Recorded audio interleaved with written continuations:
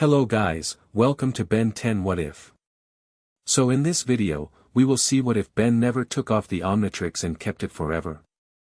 If you enjoy these kinds of stories, don't forget to show us some love by hitting the like button and subscribing to the channel. Your support means the world to us. Now, let's start the story. Chapter 1, Fusion. Ben Tennyson jolted awake, his right arm burning like someone had poured acid over it. Not again. The pain radiated from the Omnitrix, sending green electricity crackling up to his elbow. 2 years with this thing stuck to his wrist, and lately, it had started doing, whatever this was. Come on, he hissed, clutching his arm to his chest. Stop it. The green glow pulsed beneath his skin, illuminating his veins in an eerie pattern that stretched farther than ever before, almost to his shoulder now. Ben bit down on his pillow to muffle his scream. At 13, he was too old to be crying for his parents, especially over something they couldn't help with. When the pain finally subsided, Ben flopped back onto his sweat-soaked sheets, gasping. Daylight peeked through his curtains. Great. Another school day after another night of whatever the heck was happening to him. His phone buzzed with a text from Gwen. Grandpa Max wants to scan the watch again. Meet at the Rust Bucket after school. Ben texted back one-handed, getting worse. School had become its own special kind of nightmare lately. Between the random alien energy surges, flash transformations he couldn't always control, and trying to hide it all from his classmates, Ben was barely hanging on. He dragged himself to the bathroom and splashed cold water on his face. In the mirror, he noticed something new. Tiny patches of gray-blue big chill scales speckling his neck. Ben rubbed them frantically, but they didn't flake off. Oh, that's just perfect, he muttered. Cash Thompson cornered Ben at his locker before first period. Hey, freak. What's with the turtleneck in May? Trying to hide more of your weird rash? Back off, Cash, Ben said, keeping his voice level while adjusting the high collar. The last thing he needed was for anyone to see the alien scales. Make me. Cash shoved Ben's shoulder, sending him stumbling back against the lockers. Ben felt heat surge through the Omnitrix. Green energy sparked visibly around his wrist. Whoa! Cash jumped back. What the hell is that thing doing? Ben clamped his other hand over the watch, panic rising. Not here. Not now. It's nothing. Just, leave me alone. Freak show, Cash mumbled, backing away as the warning bell rang. Ben exhaled shakily. Close call. Too many close calls lately. He'd been keeping the Omnitrix a secret for 2 years, but these new developments were making that nearly impossible. In biology class, Ms. Garcia assigned lab partners for dissection day.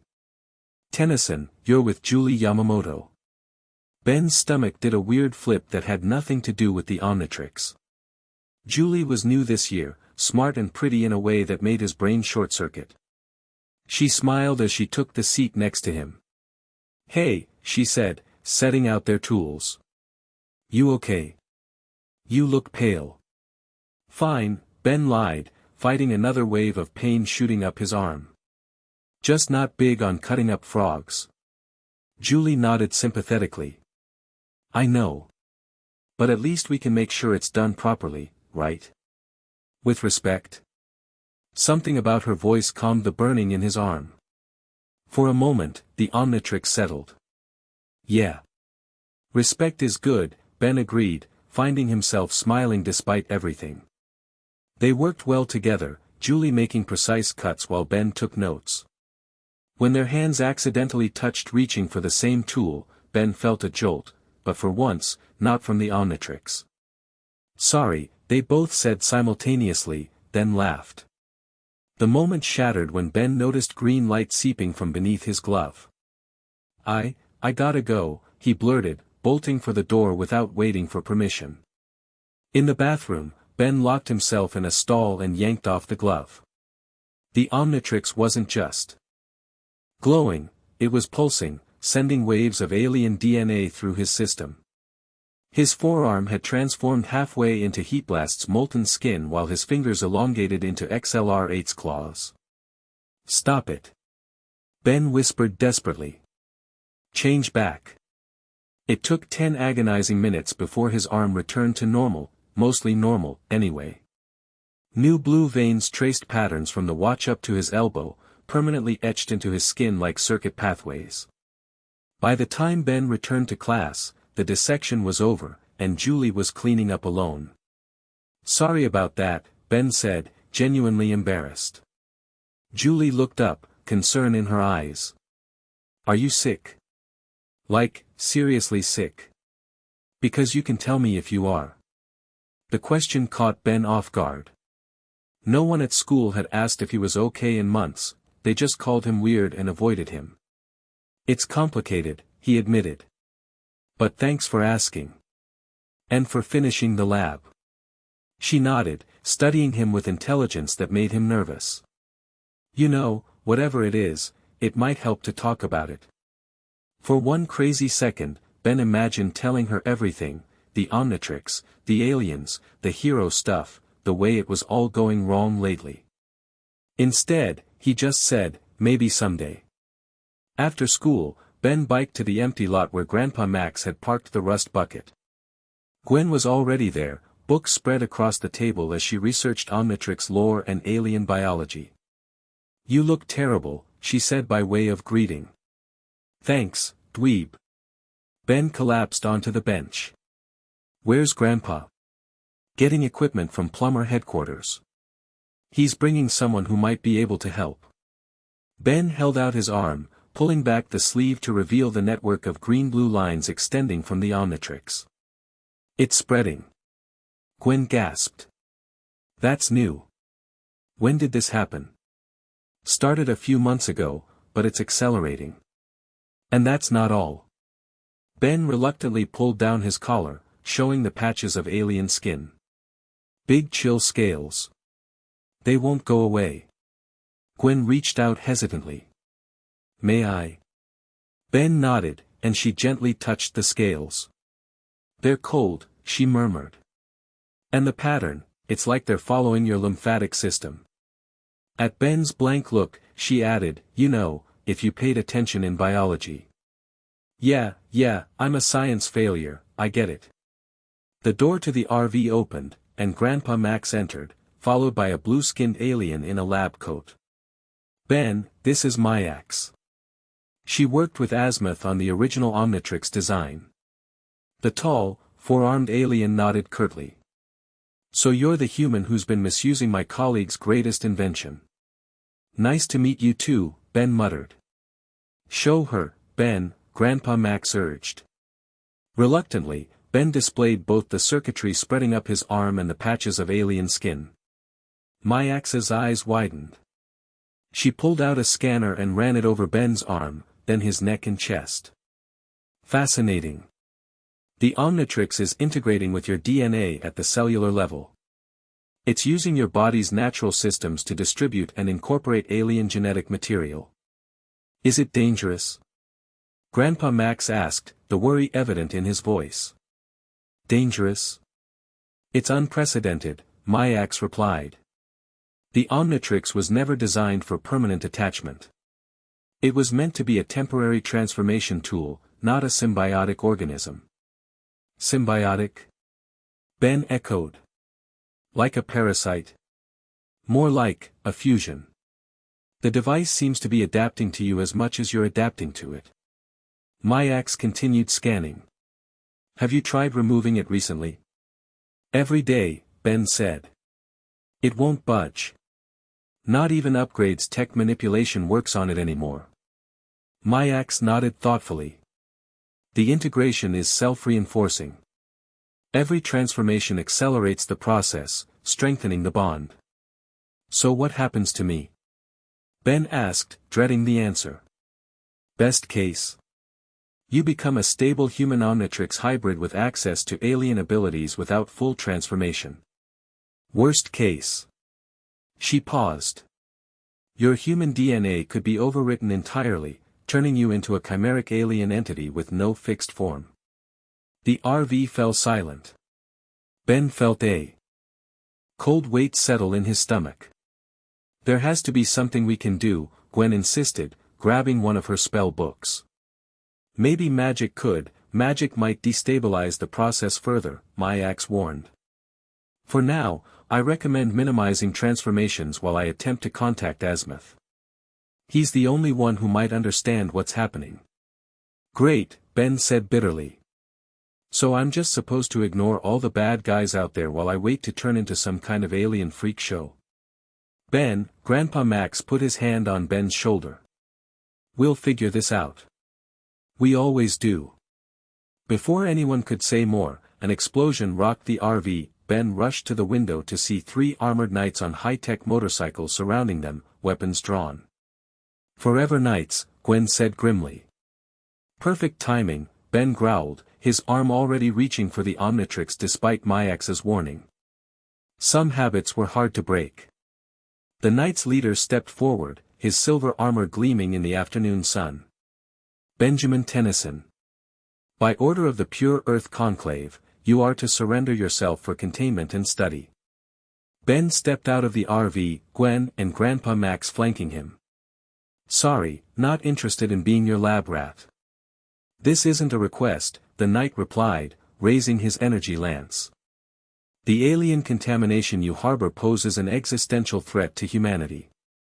Our scientists have detected the spread of non-terrestrial DNA signatures from this location. Ben tensed. They knew. Somehow, they knew what was happening to him. How are you tracking the Omnitrix energy? Grandpa Max demanded, subtly reaching for the plumber weapon holstered at his back. The knight tapped his helmet. Our scanners have evolved since our last encounter, plumber. We can now detect specific alien DNA signatures, including those currently being incorporated into the boy's cellular structure. You've been watching me?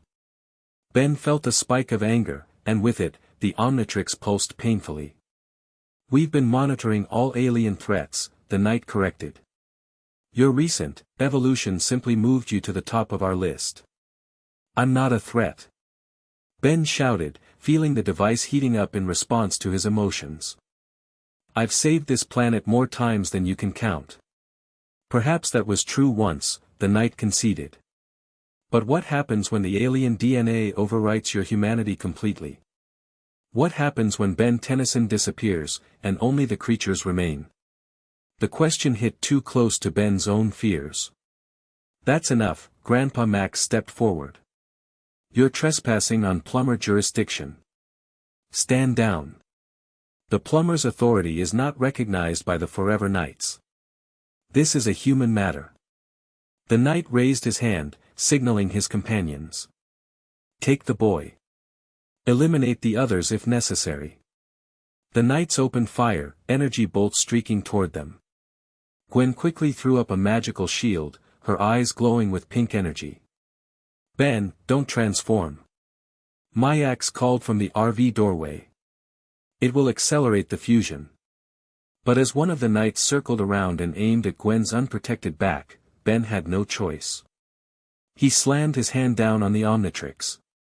The transformation felt different this time, slower, almost reluctant, as if the device was drawing more from him than it was giving back. Green energy rippled over his body, and Ben felt each cell changing at an excruciating pace. When it finished, he stood as Diamond Head, but something was off. Looking down at his crystalline hands, Ben saw veins of red human blood running through the green crystal structure. What the, he began, before a knight's energy blast hit him square in the chest. Normally, Diamond Head would absorb or deflect such attacks. This time, pain lanced through Ben's body as cracks spread across his torso, leaking a mixture of crystal shards and human blood. Ben! Gwen cried out, redoubling her shield while sending mana blasts at the nearest knight. Grandpa Max had already engaged one knight in hand-to-hand combat, his plumber training evident as he disarmed the armored attacker with practiced efficiency. The lead knight observed Ben's hybrid form with clinical interest. Fascinating. The contamination has progressed further than our models predicted. He adjusted something on his weapon. This specimen will provide valuable research data. Rage surged through Ben. Despite the pain, he formed his arm into a crystal blade and charged. I'm not your specimen. The knight fired again, but this time Ben was ready. He created a crystal shield, deflecting the blast back at his attacker. The knight rolled aside, but his armor took damage, electronics sparking at the joints. Your human strategic thinking remains intact, the knight noted.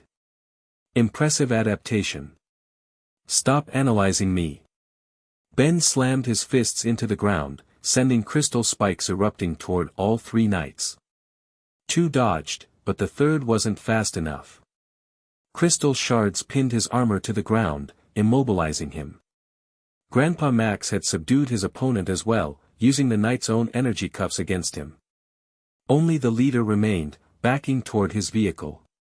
This encounter has provided sufficient data for now, he said calmly. But make no mistake, Tennyson, we will contain the alien plague you represent. Who are you working for? Grandpa Max demanded. The Forever Knights were a fringe group. Who's funding this new tech? The knight laughed. The world is changing, Maxwell Tennyson. As the alien presence on Earth becomes impossible to ignore, humans are choosing sides.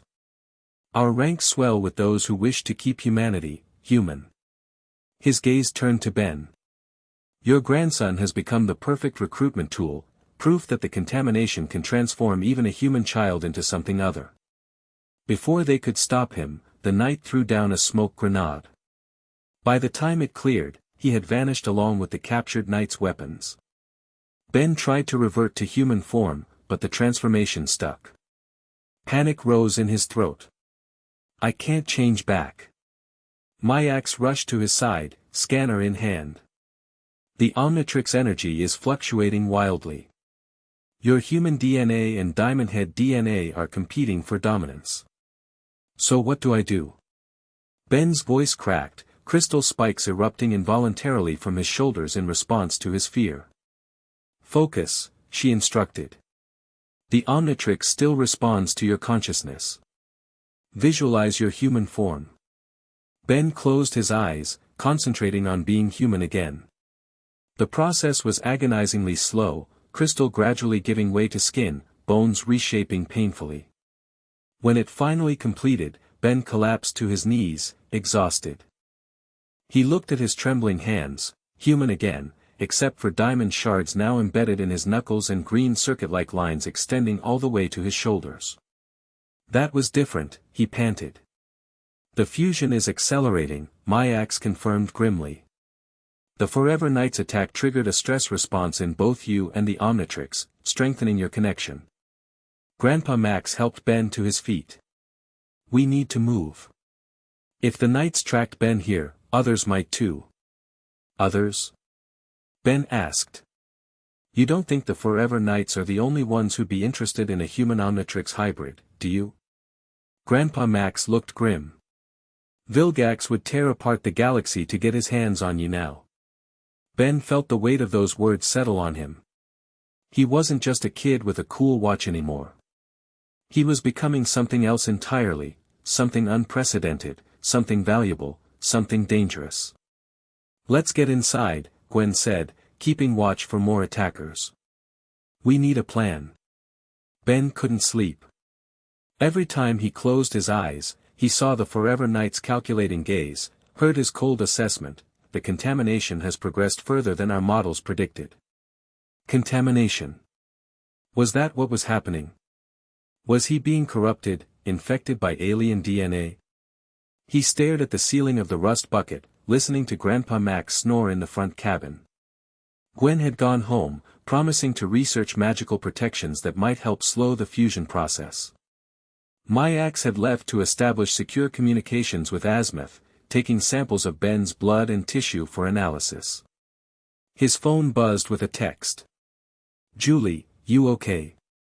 You left bio pretty fast today. Ben hesitated, then replied, just stomach bug. Better now. 3 dots appeared as she typed back, good. Partners again tomorrow for lab? Count on it, Ben sent, feeling a small glow of normalcy in his chaotic life. The glow faded quickly as pain surged through his arm again. This time, it spread across his chest, green energy crackling beneath his skin.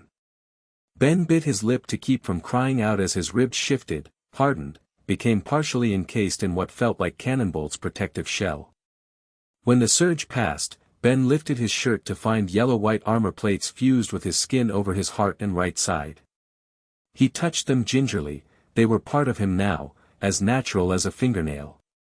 "This can't be happening," he whispered to the darkness. But it was. And tomorrow, he'd have to go back to school, pretend everything was normal, and somehow hide the fact that he was becoming less human by the hour. "Dude, you look like crap," Kevin Levin remarked bluntly as Ben slumped onto the bleachers beside him.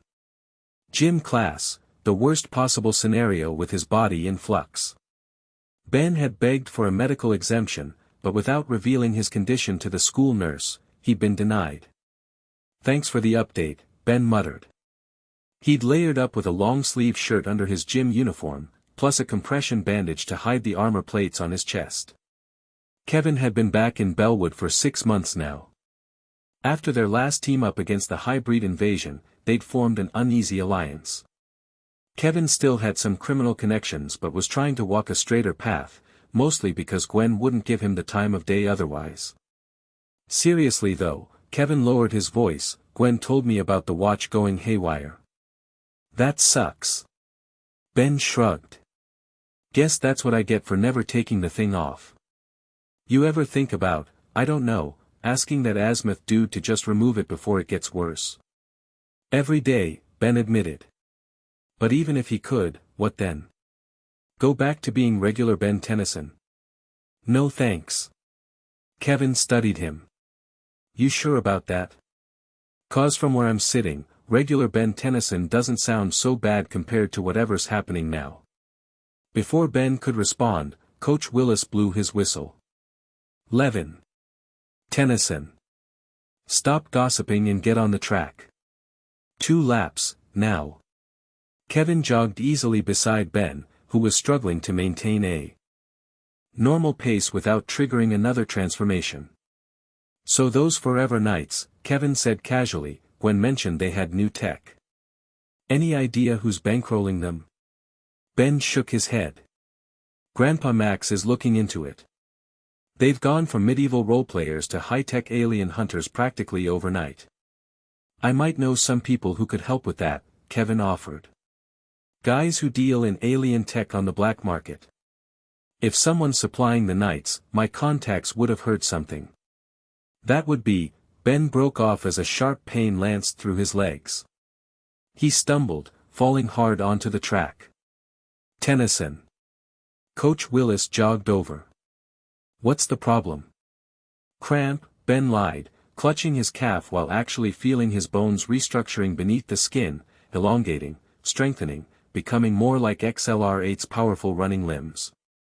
"Walk it off," the coach ordered unsympathetically.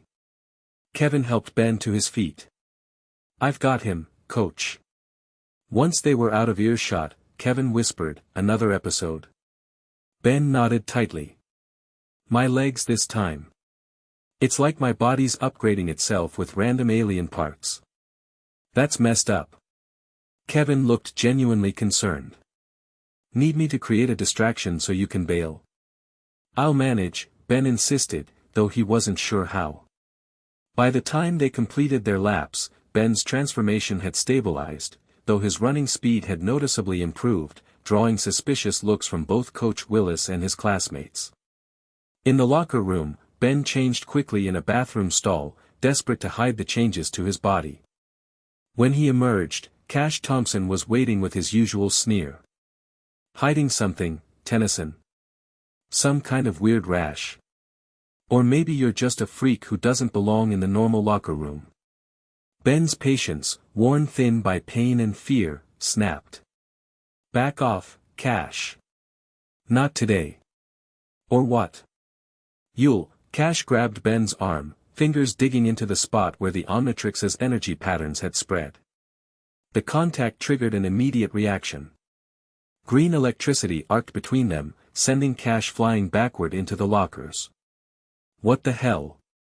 Cash screamed, staring at his hand, which was now covered in tiny electrical burns. Everyone in the locker room froze, staring at Ben. In the silence, he could hear his own rapid breathing, feel the Omnitrix humming against his skin, eager for a full transformation. I'm sorry," Ben stammered. "I didn't mean to, freak." Cash shouted, cradling his injured hand. "You're not human."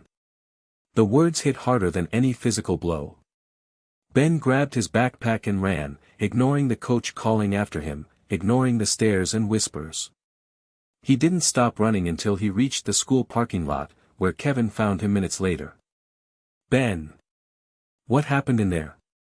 Kevin demanded. "I can't do this anymore," Ben said, his voice hollow. "I can't pretend I'm normal when I'm turning into, whatever this is." Kevin looked around to make sure they were alone. "So don't. Look, maybe it's time to stop hiding. You've saved the world how many times now? Maybe people should know." "Know what?" "That their savior is becoming an alien abomination." "That's not what Ben's phone rang, Grandpa Max. He answered immediately. "Grandpa? Ben, where are you? Are you safe?" The urgency in his grandfather's voice set alarm bells ringing. "I'm at school. With Kevin." "What's wrong?" "The Forever Knights are making a move, a big one. They've gone public with footage of alien activity on Earth, including some of your transformations. They're positioning themselves as humanity's defenders against alien infiltration." Ben's stomach dropped. "What kind of footage?" "From last night. They're spinning it to make you look like the aggressor. It's all over the news and social media." Kevin was already pulling up a video on his phone. The footage was edited to make it appear Ben had attacked the Knights unprovoked, complete with menacing soundtrack and ominous narration about the alien menace hiding among us. "This is bad," Kevin muttered. "It gets worse," Grandpa Max continued. "They've issued an open bounty for your capture, dead or alive. Every bounty hunter, government agency, and concerned citizen with a hero complex will be looking for you." Ben leaned against Kevin's car, suddenly lightheaded. "So what do we do?" "We need to get you somewhere safe. I'm sending coordinates to Kevin's phone. Meet us there in 30 minutes. And Ben?" "Yeah. Don't transform unless absolutely necessary. We don't know what it might do to you now." The call ended, and Ben turned to Kevin, who was already unlocking his car. "Looks like school's out early," Kevin said with forced lightness. "Let's roll." The safe house was an abandoned plumber outpost on the outskirts of Bellwood, underground, heavily shielded, and off the grid. Grandpa Max, Gwen, and Mayax were waiting when Ben and Kevin arrived. "You've seen the news?" Gwen asked immediately, hugging her cousin. "Hard to miss when I'm the star," Ben replied bitterly. Grandpa Max brought up a holographic display showing news coverage from around the world. The Forever Knights propaganda was spreading faster than they could counter it. "They're calling themselves the Pure Earth Initiative now," Grandpa Max explained. "Their leader, the one you fought yesterday, is going by the name Driscoll. He's testifying before Congress tomorrow about the alien threat." "This isn't just about me anymore, is it?" Ben realized. "They're using me to start something bigger." "Xenophobia is a powerful motivator," Mayax observed. "Humans fear what they don't understand. You, Ben Tennyson, have become the perfect symbol of their fears, the human boy being consumed by alien power." "But I've been saving people," Ben protested. "For 2 years. Which makes you even more dangerous in their eyes," Gwen said sadly. "Because it means aliens can appear helpful while advancing their own agenda." Ben slumped into a chair. "So what's the plan?" "I can't just hide forever. Actually, hiding might be our best option until we understand what's happening to you," Grandpa Max said. "Mayax has been analyzing your DNA samples. Tell them what you found. The alien scientist nodded grimly. The Omnitrix is completely fused with your genetic code now. It's no longer just a device attached to your wrist, it's become part of your biological system. Removing it would be like removing your heart or brain. So I'm stuck with it. Forever. Ben stared at the watch, which no longer looked like a watch at all but more like a green-black growth embedded in his arm, pulsing with his heartbeat. That's not all, Myax continued. The device appears to be evolving. It's selecting the most useful features from your alien transformations and gradually incorporating them into your base form. Wait, Kevin interrupted. You're saying Tennyson is turning into some kind of ultimate alien hybrid? In simplified terms, yes. The Omnitrix was designed to preserve and catalog alien DNA. Now it's using that DNA to improve its host. Improve? Ben echoed. Is that what we're calling this? He pulled up his shirt, showing the armor plates that had spread further across his torso, and rolled up his pants to reveal the altered musculature of his legs. From the Omnitrix's perspective, yes, Myax said calmly. Each change appears to address a human vulnerability. The cannon bolt armor protects vital organs. The XLR 8-leg enhancements improve speed and durability. So it's trying to help me, Ben said uncertainly. It's trying to optimize you, Myax corrected. The question is whether your human physiology can adapt quickly enough to these changes without breaking down. The implications hung heavy in the air. I've contacted Azimuth, Myax added. He's concerned. This was never supposed to happen. The safeguards he built into the Omnitrix should have prevented this level of integration. When will he get here? Ben asked. He's not coming, Myax replied. Not yet, anyway. He says this situation is too volatile for direct intervention. He's working on a solution remotely. Great, Ben muttered. Even the creator of this thing is afraid of what's happening to me. Gwen put her hand on Ben's shoulder. We'll figure this out together. We always do. An alarm suddenly blared throughout the base.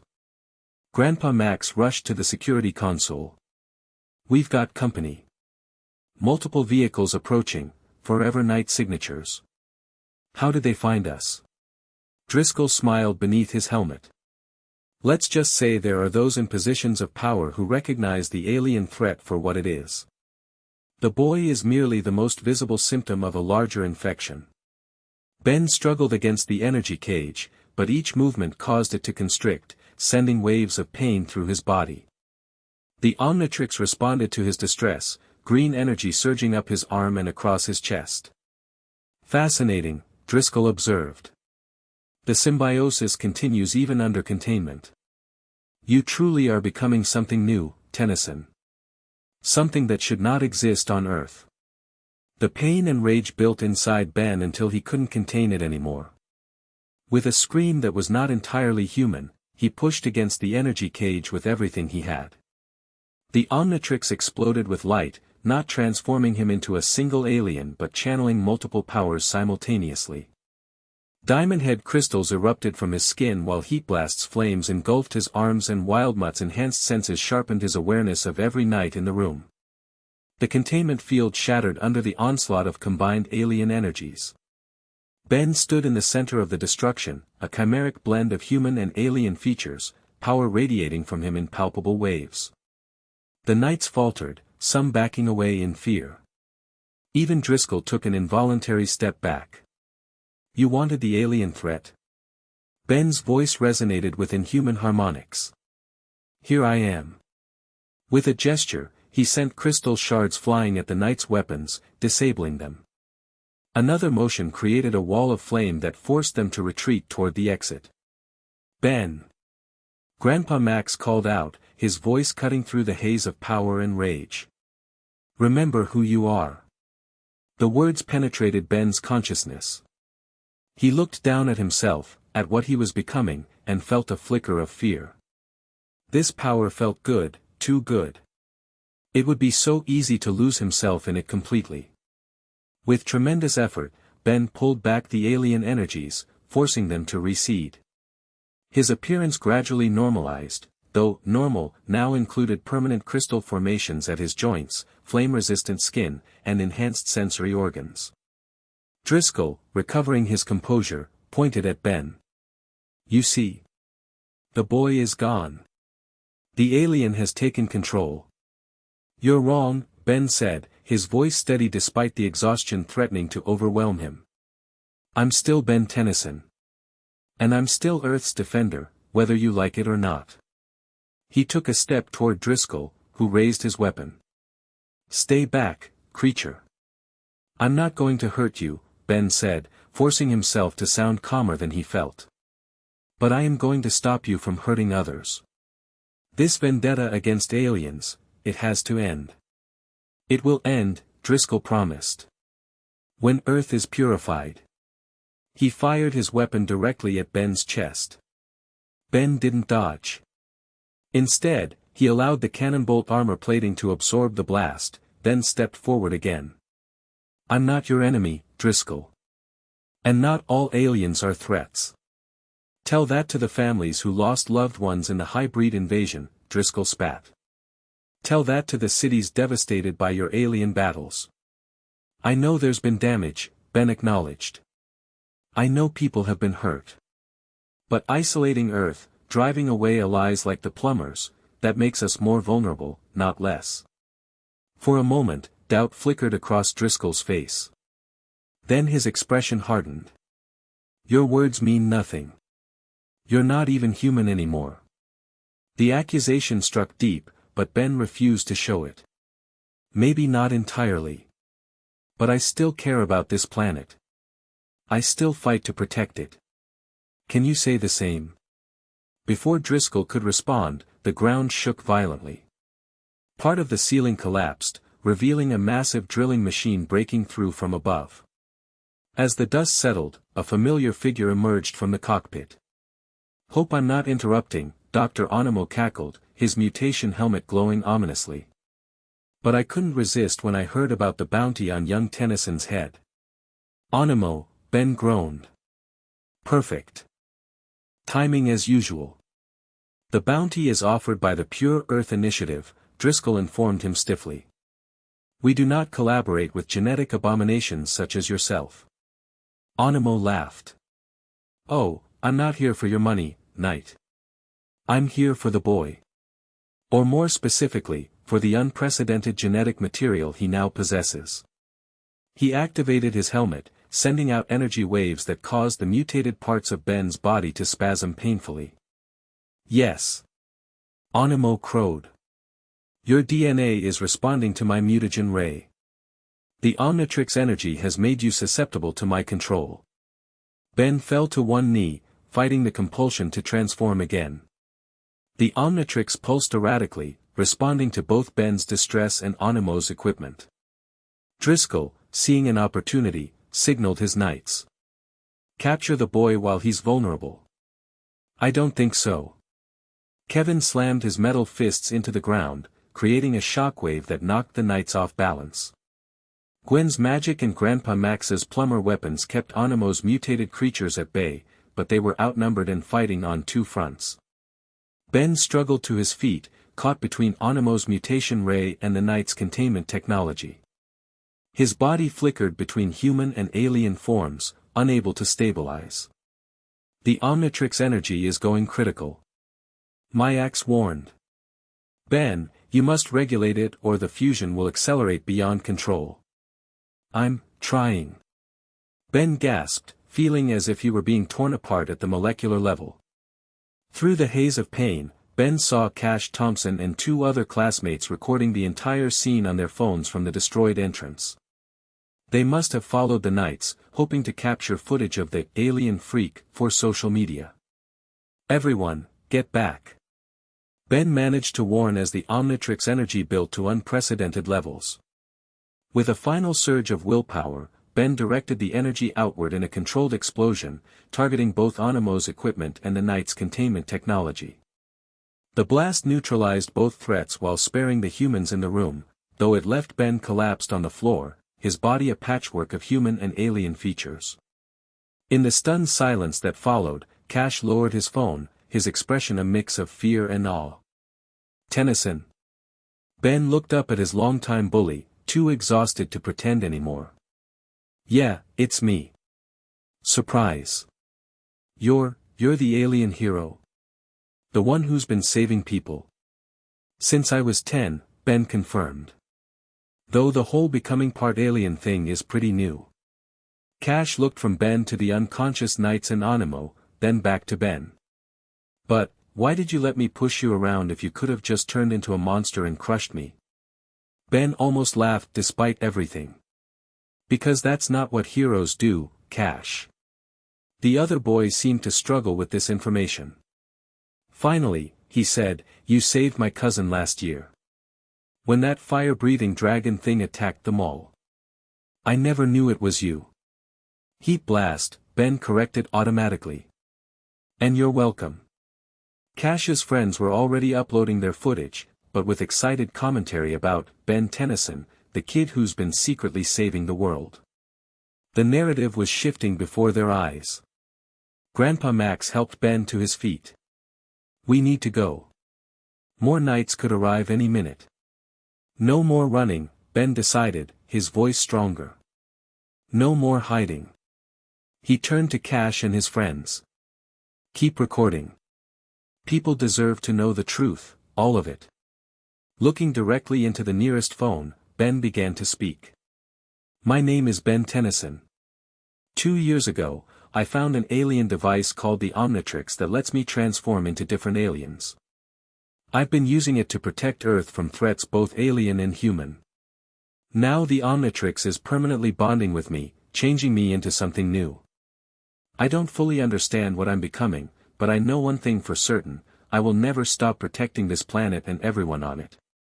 He rolled up his sleeve, showing the Omnitrix fully integrated with his arm, no longer resembling a watch at all. This is happening to me whether I want it or not. But how we respond to it, that's a choice we all get to make. The Forever Knights want you to fear aliens, fear difference. I'm asking you to judge based on actions, not appearance. With that, Ben turned away from the camera. He'd said his piece. What happened next was up to the world. The footage went viral within hours. Ben Tennyson and Human Hero trended globally, drowning out the Forever Knights propaganda. News outlets scrambled to cover the story of the teenage hero who had been secretly protecting Earth for years. Public opinion was divided but increasingly supportive as more evidence of Ben's heroism emerged. Former witnesses to his alien transformations came forward with stories of being saved. Scientists debated the implications of human-alien hybridization. Religious leaders questioned the definition of humanity itself. Through it all, Ben remained in seclusion at a new plumber safe house, continuing to adapt to his changing body. The fusion had stabilized somewhat after his public declaration, as if the Omnitrix had responded to his acceptance of their permanent bond. A week after the confrontation, Julie Yamamoto knocked on the safe house door, surprising everyone. How did you find this place? Grandpa Max asked suspiciously. Julie held up her phone, showing a map application. Ben's sharing his location with me. Has been since we became lab partners. Ben appeared behind his grandfather, embarrassed. I forgot about that. Can we talk? Julie asked. Alone? They walked to a small garden behind the safe house. Ben was nervously aware of the visible changes to his appearance, the crystal formations at his elbows, the circuit-like patterns across his skin, the patches of blue scales at his neck. So, Julie said finally. Alien superhero, huh? Yeah, Ben admitted. Sorry I didn't tell you. I get it. Secret identity and all that. She studied him with curious eyes. Does it hurt? The changes? Ben nodded. Sometimes. It's getting better though. My body's adapting. And there's no way to stop it. To go back to normal. This is my normal now, Ben said with resignation. The Omnitrix and I are permanently bonded. Forever. Julie reached out hesitantly, then touched one of the crystal formations on his arm. It's beautiful, in a way. Like living art. Ben blinked in surprise. That's not the reaction I expected. What did you expect? Fear. Disgust. People calling me a freak. Julie smiled. Ben, you saved my little brother during the hybrid invasion last year. I didn't know it was you then, but I've always wanted to thank the hero who did it. She squeezed his hand, his still mostly human hand. So what if you're changing? You're still you where it counts. For the first time in weeks, Ben felt something like hope. If Julie could accept him as he was becoming, maybe others could too. So, Julie said with forced casualness, what happens now? Are you coming back to school? I don't know, Ben admitted. The Forever Knights are still out there, and Dr. Onimo, and who knows how many bounty hunters. You could always just turn into one of your super aliens and kick their butts, Julie suggested with a grin. Ben laughed. It's not that simple anymore. Each transformation accelerates the fusion. I have to be careful how and when I use the Omnitrix now. Julie nodded thoughtfully. Then you'll have to learn to fight smart instead of just relying on alien powers. I could help with that, you know. You. How? 3-time junior tennis champion, she reminded him. I know a thing or two about strategy and using your opponent's strength against them. Ben smiled, genuinely intrigued. I might take you up on that. As they talked, Ben noticed the green energy in his veins flowing more calmly, the Omnitrix responding to his improved emotional state. For the first time, he wondered if the key to controlling the fusion wasn't fighting it but accepting it, finding balance between his human side and his alien abilities. It wouldn't be easy. The Forever Knights were regrouping, their anti-alien rhetoric finding receptive audiences despite Ben's viral video. Dr. Onimo had escaped custody, no doubt planning new ways to exploit Ben's unique biology. And somewhere out in space, Vilgax was surely aware of Ben's transformation, plotting to claim this new power for himself. But Ben wasn't alone. He had his family, his friends, and now Julie.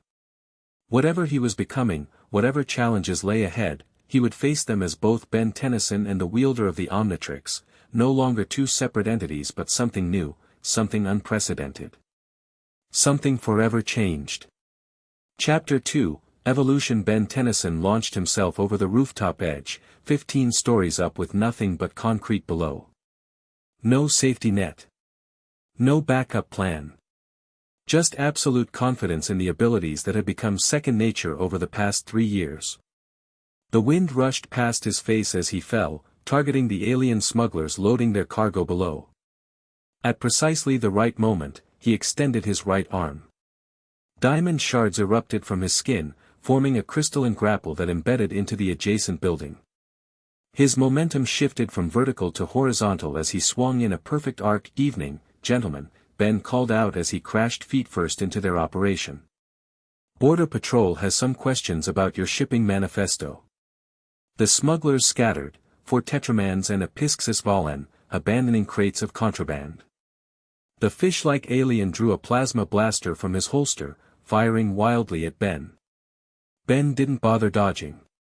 Instead, he channeled Heat Blast's abilities, his skin glowing with molten energy as he absorbed the plasma bolts. A quick gesture sent the energy right back at the smuggler, melting his weapon into slag. That all you got? Ben taunted. The four-armed tetraman circled him cautiously. Their leader cracked his knuckles, all 16 of them. The famous Ben Tennyson, he rumbled. Half human, half Omnitrix. All attitude. I prefer to think of myself as 100% awesome, Ben replied. He didn't even glance at the Omnitrix embedded in his forearm, now resembling an organic green-black growth rather than any recognizable device. After 5 years bonded to the alien tech, transformation was as natural as breathing. The first Tetraman charged. Ben sidestepped with XLR-8's enhanced speed, leaving a trail of afterimages. Another swung a massive shipping container like a baseball bat. Ben's skin instantly hardened with Diamond Head's crystalline structure, absorbing the impact without flinching. "My turn," Ben said, combining forearm strength with Heat Blast's thermal energy. His muscles expanded as flames danced across his knuckles. One superheated punch sent the Tetraman leader flying into the harbor with a satisfying splash. The remaining smugglers exchanged nervous glances. "We surrender," one called out, raising all four arms. Ben grinned as he pulled a pair of energy cuffs from his belt. "Smart choice. Those plumber-holding cells are way more comfortable than the hospital." As Ben secured the last smuggler, a familiar pink energy platform materialized beside him, carrying his cousin. "You started without me," Gwen complained, stepping off her mana construct. At 17, she'd grown into her powers impressively, her magical abilities rivaling the strongest sorcerers on Earth. "You were taking forever," Ben shrugged, the crystal formations on his shoulders retracting into his skin. "Besides, I had it handled." "Clearly," Gwen said dryly, surveying the destruction. "Kevin's bringing the ship around to transport these guys to headquarters." "Cool." Ben tapped the smallest alien tech implant at his temple, activating his communicator. "Grandpa, smugglers secured at the pier. 5 total, plus whatever they were moving." Max Tennyson's voice came through clearly. "Good work, Ben. We've got a transport team en route." "Any idea what they were smuggling?" Ben pried open one of the containers, revealing rows of glowing blue cylinders. "Looks like power cells. Definitely not Earth tech." "Don't touch anything until the containment team arrives," Max warned. "Some of those alien power sources can be unstable." "Got it." Ben stepped back just as a sleek black and green ship descended from the night sky, hovering above the pier. Kevin Levin's voice boomed from the external speakers. "Delivery service for illegal aliens. Please have your scumbags ready for pickup." Ben rolled his eyes.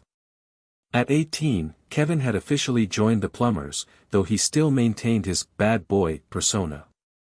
His knowledge of alien tech and underworld connections made him an invaluable team member, a fact he never let anyone forget. As the ship landed, Ben felt a familiar twinge in his chest. He winced, pressing his hand against the partial cannon bolt armor plates that had become a permanent fixture over his vital organs. Gwen noticed immediately. "Another growth spurt?" "It's nothing," Ben assured her. "Just the usual adjustment stuff." She frowned, unconvinced. "That's what you always say. Maybe you should let Myax examine you again." "I'm fine, Gwen." Ben flexed his hand, watching as the skin shifted between normal human appearance and blue big chill scales. "Just part of the evolution process. I've got it under control." Control was relative, of course. In the 3 years since the Omnitrix had begun permanently bonding with his DNA, Ben's body had undergone dramatic changes. His baseline form now incorporated aspects of multiple aliens, enhanced strength, speed, and durability, plus the ability to channel specific alien powers without full transformation. The days of turning into pure alien forms were long gone. Now, Ben existed in a constant state of flux, his human DNA interwoven with alien genetics in a combination that continued to evolve in response to threats and challenges. Kevin emerged from his ship, his body covered in metallic armor absorbed from the hull. "You guys handled this already?" "I was looking forward to punching something." "There's always next time," Ben assured him. "There better be." Kevin deactivated his absorption ability, returning to normal. "Julie called while you were playing hero. Something about being late for dinner." "Again." Ben winced. "Crap. I totally forgot." "Shocker," Gwen muttered. Ben checked the time, nearly 9 p.m. "Cover for me with Grandpa. Tell him I logged everything for the report." "You owe me," Gwen warned. And you'd better actually write that report tomorrow. Promise. Ben called over his shoulder, already sprinting toward the road where he'd parked his motorcycle. The bike was a 16th birthday gift from Grandpa Max, custom-built to accommodate Ben's unique physiology and occasionally unpredictable powers. It was primarily black with green accents, naturally. Ben gunned the engine, weaving through downtown Bellwood traffic with reflexes no human could match. Being chronically late was the one habit his enhanced abilities hadn't improved. Mr. Smoothie had changed over the years, expanding from a simple walk-up window to a full restaurant with indoor seating. It had become something of a neutral zone where humans and friendly aliens could interact without tension, largely due to Ben's frequent patronage. Julie sat alone at their usual corner booth, sipping a smoothie while reviewing something on her tablet. At 16, she'd grown from the shy tennis player Ben had first crushed on into a confident young woman with her own demanding schedule, regional tennis championships, advanced science studies, and the occasional alien crisis. She looked up as Ben approached, her expression a mix of annoyance and affection. "Let me guess. Alien smugglers. How'd you know?" Ben slid into the booth across from her. Breaking news.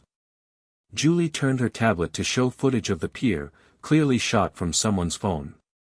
The headline read, "Ben 10 thwarts alien smuggling operation." That was literally 20 minutes ago. Ben exclaimed. "How do they get this stuff online so fast? You're basically a celebrity, Ben. People follow you around hoping to catch you in action." Julie took another sip of her smoothie. "I ordered your usual. Should be here any minute. You're the best." Ben reached across the table for her hand, his skin momentarily flickering with blue scales before stabilizing.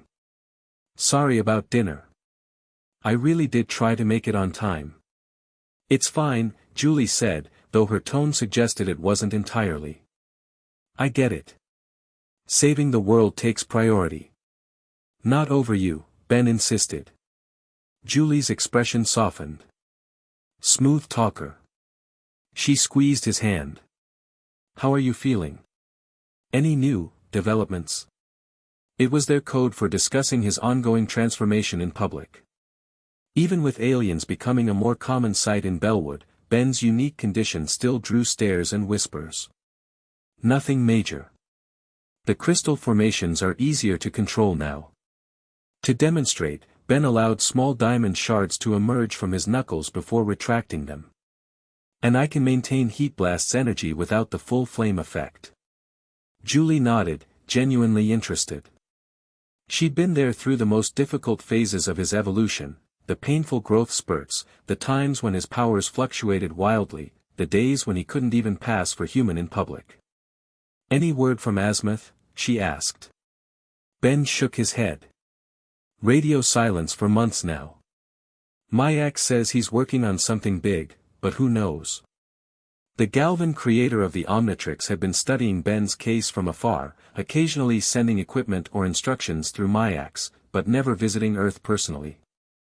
Ben wasn't sure if Azimuth was fascinated by his unique condition or horrified by this unplanned use of his creation.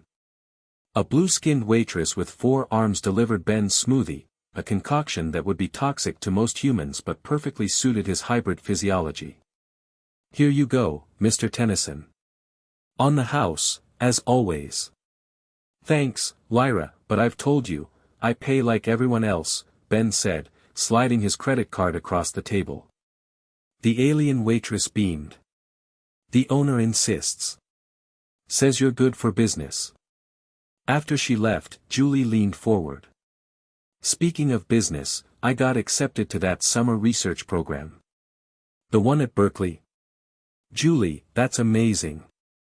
Ben's genuine excitement quickly tempered. "That means you'll be gone for 3 months, Julie confirmed. "It's a huge opportunity. I'll be working with Dr. Fleming on his xenobiology research." "You deserve it. Nobody knows more about alien-human biology than you." It was true, Julie had turned her relationship with Ben into an academic specialty, her research papers on theoretical xenobiology already gaining attention despite her young age. "I've had a unique study subject," she teased. Ben grinned, but it didn't quite reach his eyes. 3 months was a long time. Between his plumber duties and her tennis tournaments, they already struggled to find time together. Julie read his thoughts. "We'll make it work, Ben. It's just for the summer." Before he could respond, Ben's communicator chimed with an emergency alert. Simultaneously, his phone buzzed with multiple news alerts. "What now?" Julie sighed. Ben checked the screen and froze. "It's happening again. Another tear in the fabric of spacetime, right in the middle of downtown." Similar incidents had been occurring with increasing frequency over the past 6 months. Rifts would appear randomly, allowing beings from other dimensions to cross into their world. Most were harmless, confused travelers or curious explorers, but some had been decidedly dangerous. "Go," Julie said without hesitation. "The world needs Ben 10. Ben stood reluctantly. "Rain check on dinner?" "Always."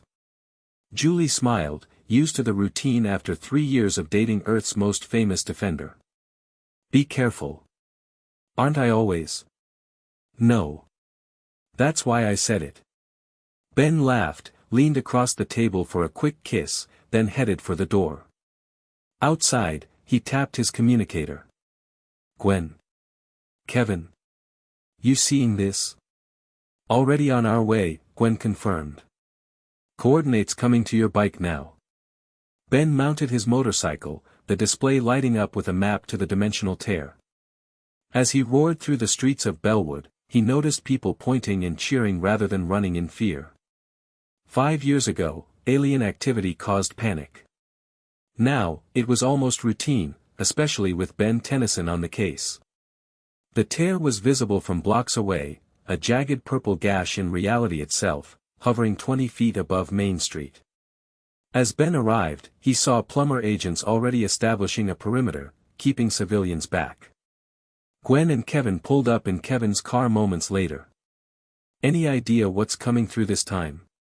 Kevin asked, already absorbing the metal from a nearby fire hydrant. "Nothing yet," Ben observed, studying the tear. "It's bigger than the last one though." "And less stable," Gwen added, her eyes glowing pink as she sensed the magical energies. "The barriers between dimensions are weakening. Each tear is harder to close." Ben nodded grimly. "Let's hope whatever comes through is friendly this time." As if on cue, the tear pulsed, expanding outward. Energy crackled along its edges as a massive shape began to emerge, a triangular spacecraft of unmistakable design. Ben's blood ran cold. Vilgax. The name rippled through the crowd. Vilgax, intergalactic conqueror, self-proclaimed ruler of 10 worlds, and Ben's most persistent enemy. He hadn't been seen on Earth since before Ben's transformation had begun. The ship hovered above the street, its weapon systems powering up with an ominous hum. "Attention, people of Earth," a familiar voice boomed from the ship's external speakers. "I have returned to claim what is rightfully mine. Surrender Ben Tennyson, or face the consequences." "Same old Vilgax," Ben muttered. "Always with the dramatic entrances." Grandpa Max arrived with a full plumber tactical team. "Ben, we need to evacuate the area. Whatever Vilgax is planning, it won't be pretty." "No time," Ben said, stepping forward. "He's here for me. Let's get this over with." "Ben, wait." Gwen called. "We need a plan." But Ben was already moving, channeling XLR-8 speed to dash up the side of a building. At the roof edge, he launched himself toward Vilgax's ship, crystal formations erupting from his body to create armor as he crashed through the hull. Inside, alarm systems blared as Ben rolled to his feet, facing the command deck where Vilgax waited. The warlord had changed since their last encounter, his body enhanced with cybernetic implants and armor that seemed specifically designed to counter Ben's known abilities. "Benjamin Tennyson, Vilgax rumbled, his tentacled face splitting into a grim smile. You've saved me the trouble of hunting you down. What do you want this time, Vilgax? Ben demanded, fists clenched. The Omnitrix? Because I've got bad news for you, it's not exactly removable anymore. So I've heard, Vilgax replied, circling Ben predatorily. The rumors have spread throughout the galaxy, the human boy who has become one with the Omnitrix. Most believed it impossible. Yet here you stand, proof that Azmatha's creation has evolved beyond even its creator's understanding. If you're here for a biology lesson, I'm not in the mood. Vilgax laughed, a sound like grinding metal. I'm here for much more than that, Tennyson. I'm here for you, all of you. Your tissue, your DNA, the secrets of your symbiosis with the Omnitrix. Ben tensed. Not gonna happen. I anticipated your resistance. Vilgax raised his arm, revealing a device embedded in his gauntlet. Which is why I've developed this. Before Ben could react, Vilgax activated the device. A wave of energy washed over Ben, targeting the Omnitrix components integrated throughout his body.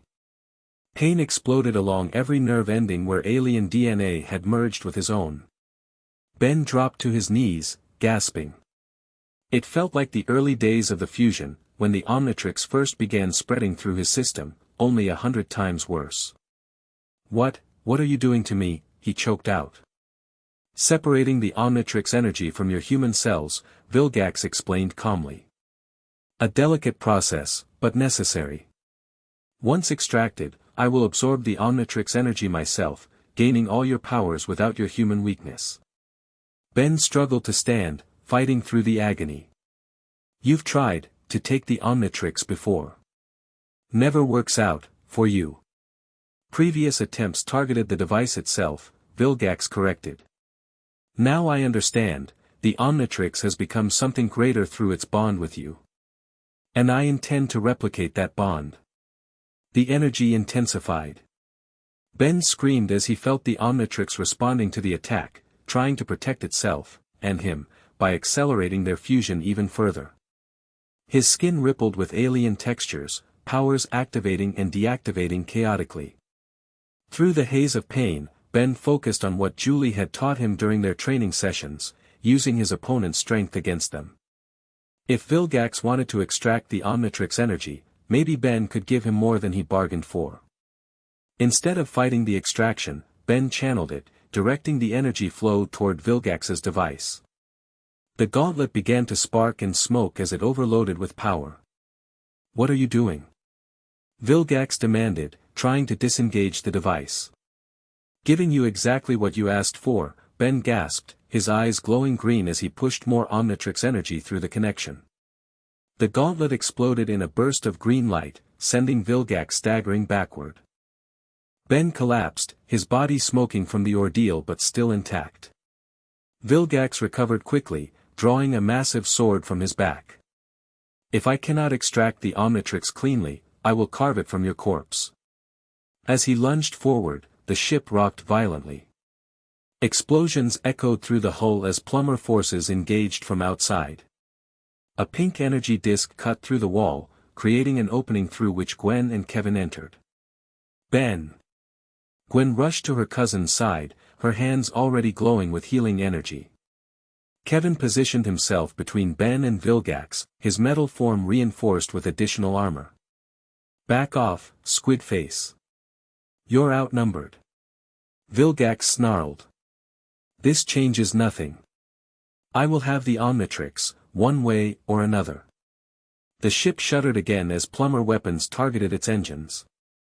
Your ship's going down, Vilgax, Ben said, struggling to his feet with Gwen's support.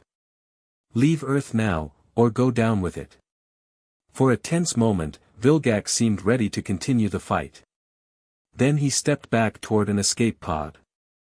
This isn't over, Tennyson. I've learned much from this encounter. The next time we meet, I will be prepared for your evolution. The pod sealed around Vilgax, ejecting from the ship moments before the engines failed completely. The massive vessel began to descend toward the river outside Bellwood.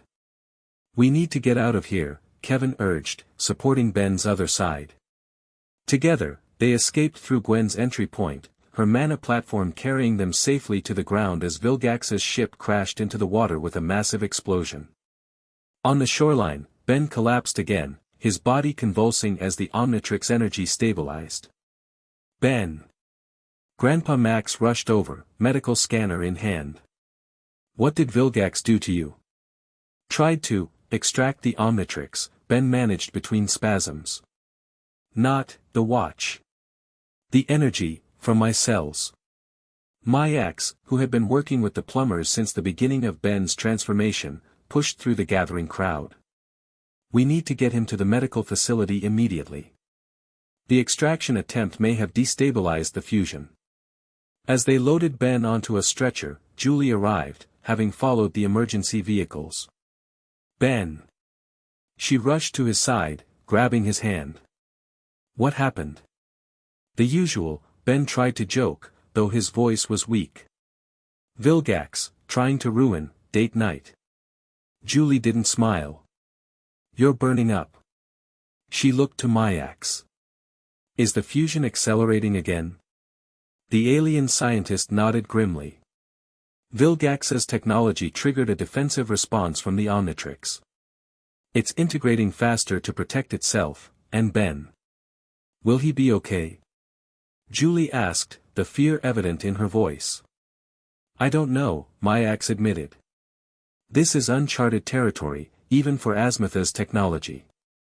As they loaded Ben into the plumber medical transport, he squeezed Julie's hand. "Don't worry. Been through worse."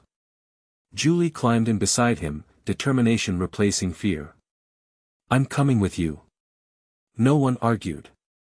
By now, everyone knew that Julie Yamamoto was as much a part of Ben's support system as his family. Her research on his condition had proven invaluable multiple times. As the transport raced toward plumber headquarters, Ben drifted in and out of consciousness, aware of Julie's hand in his and the burning sensation spreading throughout his body. The Omnitrix was changing him again, responding to Vilgax's attack by making their bond even stronger, even more permanent. Whatever he was becoming, there would be no going back. 3 days later, Ben woke in the plumber medical facility to find Julie asleep in a chair beside his bed, her head resting on her arms at the edge of his mattress. Sunlight streamed through the window, suggesting it was mid-morning. Ben took inventory of his body, noticing immediate differences. The Omnitrix component in his arm had spread further, the green-black organic material now extending past his shoulder and across part of his chest in circuit-like patterns. New patches of big chill's blue scales dotted his skin, and his muscles had densified with a structure similar to forearms physiology. Despite these changes, Ben felt stronger than before. The pain that had accompanied previous evolutions was notably absent, replaced by a sense of enhanced equilibrium between his human and alien aspects. He reached out to touch Julie's hair, causing her to stir and wake. "Hey," he said softly. Julie's eyes flew open. "Ben. You're awake." She immediately pressed the call button for the medical team before turning back to him. "How do you feel?" "Different. But good different, I think." Ben sat up, surprised at how easy it felt. "How long was I out?" 3 days. Julie's expression was a mix of relief and concern. "You were in pretty bad shape after Vilgax's attack. The Omnitrix went into some kind of accelerated adaptation mode."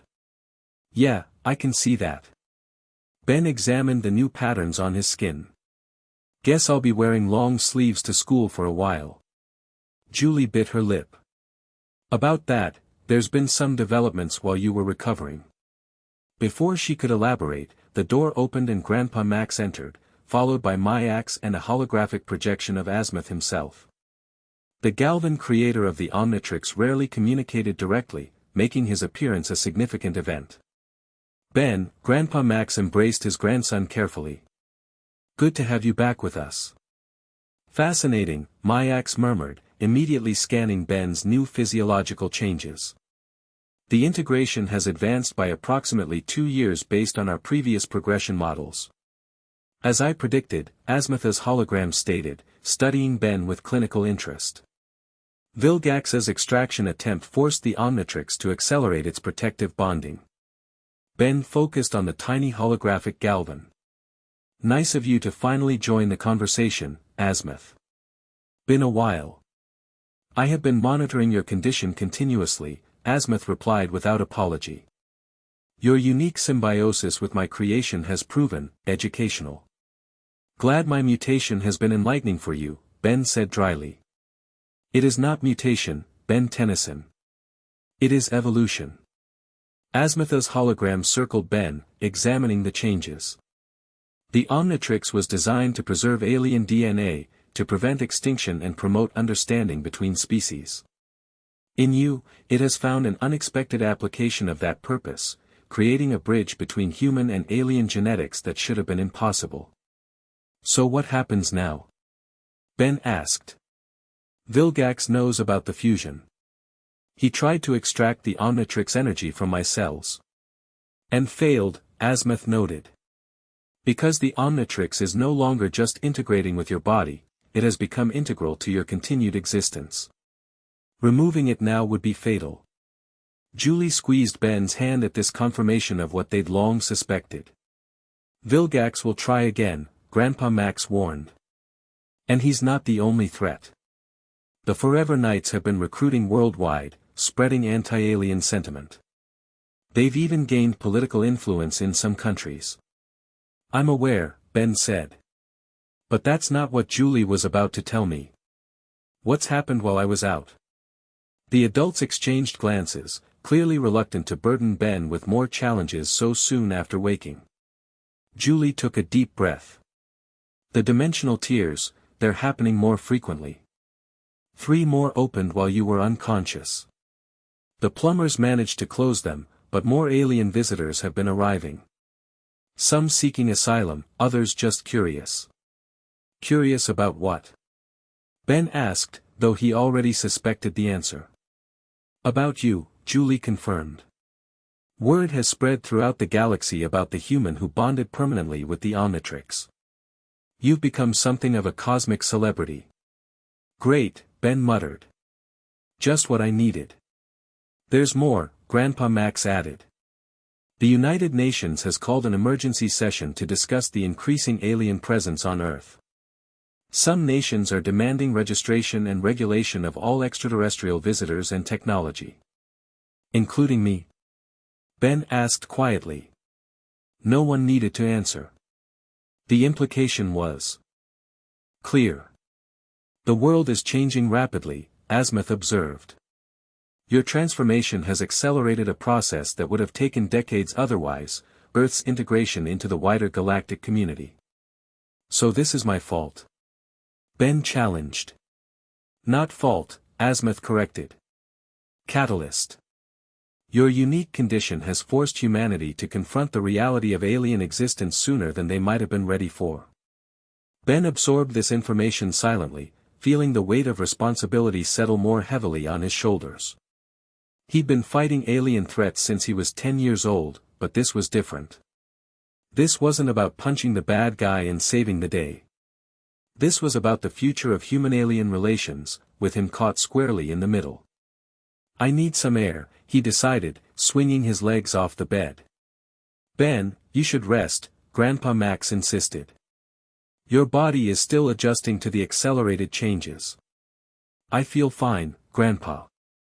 Better than fine, actually. To demonstrate, Ben channeled a small amount of Heat Blast's energy, causing his fingertips to glow without fully igniting. See? More control than before. Myax nodded reluctantly. His readings are stable. The integration appears to have reached a new equilibrium. Then it settled. Ben stood, pleased to find his balance perfect despite the physiological changes. Julie, want to get some fresh air with me? She nodded, relieved to see him up and moving. We'll continue this discussion later, Grandpa Max conceded. But don't leave the compound. It's secure here. Ben nodded, though he had no intention of hiding away forever. If the world was changing because of him, he needed to be part of shaping that change, for better or worse. The plumber headquarters had expanded significantly over the past 5 years, growing from a small underground base to a sprawling compound on the outskirts of Bellwood. What once was disguised as a simple plumbing supply warehouse was now an openly acknowledged interplanetary security facility, complete with landing pads for alien ships and diplomatic quarters for off-world visitors. Ben and Julie walked through the Arboretum, a peaceful garden area where alien and Earth plants grew together in carefully maintained harmony. It had been Julie's idea, creating a space that demonstrated how different species could not only coexist but thrive together. "So," Ben said after they'd walked in silence for a while, "fill me in on everything they're not telling me." Julie smiled slightly. "Always the detective." Her expression grew serious. "The political situation is tense. Senator Harang has been leading the anti-alien movement in Congress, pushing for legislation that would classify alien-human hybrids as non-citizen entities." "Harang," Ben growled. "That guy's had it in for me since I accidentally demolished his news van 5 years ago. It's not just him anymore. There's real fear out there, Ben. Every time a dimensional tier opens, people worry about what might come through. The fact that friendly aliens are arriving too doesn't seem to register." Ben nodded grimly. "And I'm the poster boy for their worst fears, human on the outside, alien within." "Not to everyone," Julie countered. "You still have plenty of supporters. The younger generation especially. You wouldn't believe the pro-alien rights protests that have sprung up. Great. I've sparked the alien civil rights movement." Ben ran a hand through his hair, noticing how his fingers now permanently bore the subtle markings of XLR8's claws. "What about you? Does this mess change your plans for the summer program?" Julie hesitated. "Actually, I've been reconsidering." "With everything happening, no," Ben interrupted firmly. "You're not putting your future on hold because of me or any of this. The program at Berkeley is too important." "So are you," Julie insisted.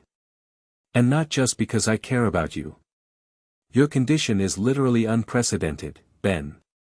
The data from your ongoing evolution could revolutionize our understanding of genetics, adaptation, even consciousness itself." Ben smiled despite himself. "Only you could make becoming a human-alien hybrid sound like a scientific breakthrough rather than a freak show." "Because that's exactly what it is," Julie said earnestly. "You're not a monster or a lab experiment. You're the future, living proof that humans and aliens can be more together than separate." Her faith in him was humbling. Even after 5 years of watching his body change in ways that would terrify most people, Julie still saw the person beneath the increasingly alien exterior. Before Ben could respond, an alarm blared throughout the compound. Red emergency lights flashed along the Arboretum pathways. Ben's communicator activated automatically. "Attention all plumber personnel. Multiple dimensional tiers detected in downtown Bellwood. All available agents report for emergency response." "So much for recovery time," Ben muttered, already heading toward the exit with Julie right behind him. In the command center, Grandpa Max was coordinating the response, directing teams to each tier location. Gwen and Kevin were already geared up and ready to deploy. "Ben!" Gwen exclaimed when she saw her cousin. "Should you be up?"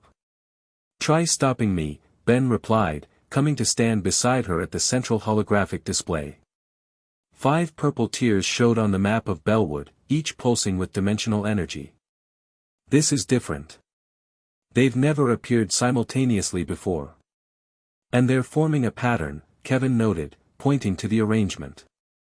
"Almost like they're being created deliberately." Grandpa Max nodded grimly. "That's our assessment too. This isn't random dimensional instability anymore. Someone or something is forcing these tiers open." "But who?" Julie asked. "And why?" Before anyone could theorize further, a new alert sounded. The largest tear, centered in Bellwood Park, was expanding rapidly. Energy signatures indicate something massive coming through, a plumber technician reported. And it's emitting a signal, a broadcast on all frequencies. Put it through, Grandpa Max ordered. The command center speakers crackled to life, filling with a familiar, dreaded voice. People of Earth, and especially Benjamin Tennyson. Our previous encounter was merely preliminary research. Now, I return with the means to claim what I seek. Vilgax, Ben growled. 3 days later and he's already back for round 2. But how is he creating these tiers? Gwen wondered. Dimensional manipulation technology is beyond even his capabilities. As if in answer, the holographic display showed a massive object emerging from the central tear, a ship far larger and more advanced than Vilgax's previous vessel. Its design was unlike anything they'd seen before, combining elements of technology from multiple worlds. Scan complete, the plumber technician announced. That ship contains technology from at least 7 different civilizations, including Galvan components. All eyes turned to Azimuth's hologram, which had remained active throughout the crisis. It appears Vilgax has been busy, the Galvan creator said grimly. Those are prototype dimension drive components stolen from my laboratory 6 months ago. I had believed them destroyed in the theft. So Vilgax has been behind the dimensional tiers all along, Grandpa Max concluded. Using stolen Galvan tech to punch holes between realities. But why? Julie pressed. Just to get to Ben. Partially, Azimuth replied. But Vilgax is not known for single-minded pursuits. If he has mastered dimensional travel technology, his ambitions will extend beyond merely capturing the Omnitrix. Multidimensional conquest, Ben realized. Why rule 10 worlds when you could rule 10,000 across different realities? The horrifying implication settled over the room. Vilgax had always been dangerous, but with dimensional travel technology, he could become unstoppable, a threat not just to their universe but to countless others. We need to shut him down, Ben said decisively. Now, before he fully stabilizes the tiers. Agreed, Grandpa Max nodded. But we need a coordinated approach. If we just attack blindly, no time for planning, Ben interrupted, already moving toward the exit. Those tiers are growing by the second. Once Vilgax has them stabilized, who knows what might come through. Ben, wait. Julie called after him. You're still recovering. Ben paused, turning back to face her. I can't wait, Julie. Not for this. Their eyes met across the room, her concern versus his determination. Finally, Julie nodded. Then I'm coming with you. What? No way. Yes way, she insisted, grabbing a plumber-issue energy pistol from the armory rack. I've been training with Gwen for the past year. I can handle myself. It's true, Gwen confirmed. She's actually a better shot than Kevin. Hey! Kevin protested. Ben wanted to argue further, but the determination in Julie's eyes told him it would be futile. Besides, they were wasting precious time. Fine, he conceded. But you stay back and provide support. No heroics. Says the king of reckless heroics, Julie countered with a grim smile. Grandpa Max quickly outlined a plan. Gwen and Kevin, take the northern tiers. Ben and Julie, focus on the central tear where Vilgax's ship is emerging. I'll coordinate additional teams to contain the others. Our priority is closing those dimensional breaches before anything else comes through. And if we get a shot at Vilgax? Kevin asked. Take it, Grandpa Max said without hesitation. But be careful. After his encounter with Ben, he'll be prepared for our standard tactics. Ben nodded, feeling the Omnitrix energy humming through his system, ready for battle. Let's move out. Bellwood Park had transformed from a peaceful green space to a scene of cosmic chaos. The dimensional tear hung 40 feet above the central plaza, a jagged purple wound in reality that stretched nearly 100 yards across. Vilgax's massive ship had partially emerged, hovering half in their dimension and half in another, creating a surreal visual distortion around its hull. Plumber forces had established a perimeter, evacuating civilians and setting up energy barriers to contain whatever might come through. News helicopters circled at a safe distance, broadcasting the extraordinary event worldwide. Ben and Julie arrived on Ben's motorcycle, skidding to a halt at the plumber checkpoint. Situation report, Ben demanded from the commanding officer. The tear is still expanding, but at a decreasing rate, the officer reported. Vilgax's ship appears to be stabilizing its position between dimensions. We've detected multiple smaller craft preparing to launch from its hangars. Ben studied the scene, noting the energy patterns surrounding the tear. They're using the ship itself as an anchor point, keeping the tear open while they establish a permanent portal. How do you know that? Julie asked, impressed. Ben tapped his temple, where the Omnitrix's influence had enhanced his brain with Galvan-like analytical abilities. Best guess based on the energy signatures. If I'm right, we need to disrupt the ship's dimensional drive to close the tear. Which means getting on board, Julie concluded grimly. I'll handle that part, Ben assured her. You work with the plumber team to contain anything that makes it through. Before Julie could respond, the tear pulsed violently. Dozens of smaller ships erupted from Vilgax's vessel, descending toward Bellwood like mechanical locusts. Deployment craft, the plumber officer identified. Standard invasion protocol. Ben's communicator crackled. Ben, this is Gwen. The other tiers are activating too. We've got ships coming through all of them. Coordinated invasion, Ben realized. Vilgax is attacking from multiple dimensions simultaneously. The deployment craft began landing throughout the park, disgorging armored soldiers of various alien species, all bearing Vilgax's insignia.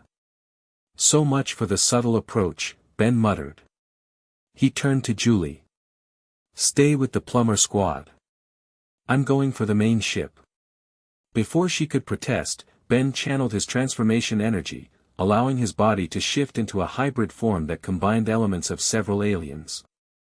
His muscles expanded with forearm strength while his skin hardened with Diamond Head's crystalline structure. Wings similar to stinkflies erupted from his back, though more streamlined and efficient. Ben! Julie called out as he prepared to take flight. Be careful. Always am, he replied with a confidence he didn't entirely feel. With a powerful leap, Ben launched himself skyward, his wings carrying him toward the dimensional tear and the massive ship partially emerging from it. Below, the battle was already raging as plumber forces engaged Vilgax's troops. As Ben approached the ship, defense turrets tracked his movement, firing energy blasts that he dodged with XLR-8's enhanced reflexes. Where he couldn't dodge, he used Diamond Head's crystal formations to deflect the attacks. Landing on the hull, Ben created crystal spikes from his hands to maintain his grip on the smooth alien metal. The ship vibrated beneath him, its engines straining to maintain position between dimensions. Now to find a way in, Ben muttered, scanning the hull for access points. A panel nearby slid open, and a squad of heavily armed robot drones emerged, immediately opening fire. Or I could make my own entrance, Ben decided, channeling Heat Blast's energy through his Diamond Head-enhanced fists. The combination created superheated crystal projectiles that exploded on impact, tearing through the robot drones and creating a smoldering hole in the ship's hull. Ben dove through the opening, finding himself in a dimly lit corridor. Alarm systems blared, and he could hear troops mobilizing in response to the breach. Attention, crew of Vilgax, Ben announced loudly. Your ship has been boarded by Ben Tennyson. Anyone who doesn't want to get there but kicked should probably abandon ship now. In response, a massive security door at the end of the corridor slid open. Siphon, Vilgax's loyal servant, stepped through, flanked by elite guard units. Benjamin Tennyson, Siphon's thin lips curved into a smile. My master anticipated your arrival. In fact, he's counting on it. Ben tensed, suddenly wary. Where is Vilgax? I'm not in the mood for henchmen today. My master awaits you on the bridge, Siphon replied smoothly. But first, he thought you might appreciate seeing what dimensional travel technology has allowed us to acquire. Siphon stepped aside, revealing the guards behind him. Ben's eyes widened in shock. They weren't ordinary alien soldiers, they were variants of himself from other dimensions. Each one possessed the Omnitrix, though their appearances varied widely. One was fully transformed into 4 arms, another appeared to be a female version of Ben, a third was older with a military-style uniform. Meet your multiversal counterparts, Siphon announced. Or rather, the DNA samples we've extracted from them. Vilgax has been quite busy collecting Omnitrix energy from across the dimensional spectrum. That's what this is about. Ben realized with horror. He's hunting versions of me throughout the multiverse. Precisely, Siphon confirmed. When his attempt to extract your Omnitrix energy failed, he simply found alternative sources. And now, with samples from dozens of realities, he has everything needed to complete his transformation. Where are they? Ben demanded, his voice dangerous. The other versions of me, what did you do with them? Those that survived the extraction process were released back to their dimensions, Siphon said dismissively. Vilgax has no interest in them beyond their Omnitrix energy. You, however, remain unique, the only Ben Tennyson who has fully integrated with the device. Rage built within Ben at the callous way Siphon described experimenting on alternate versions of himself.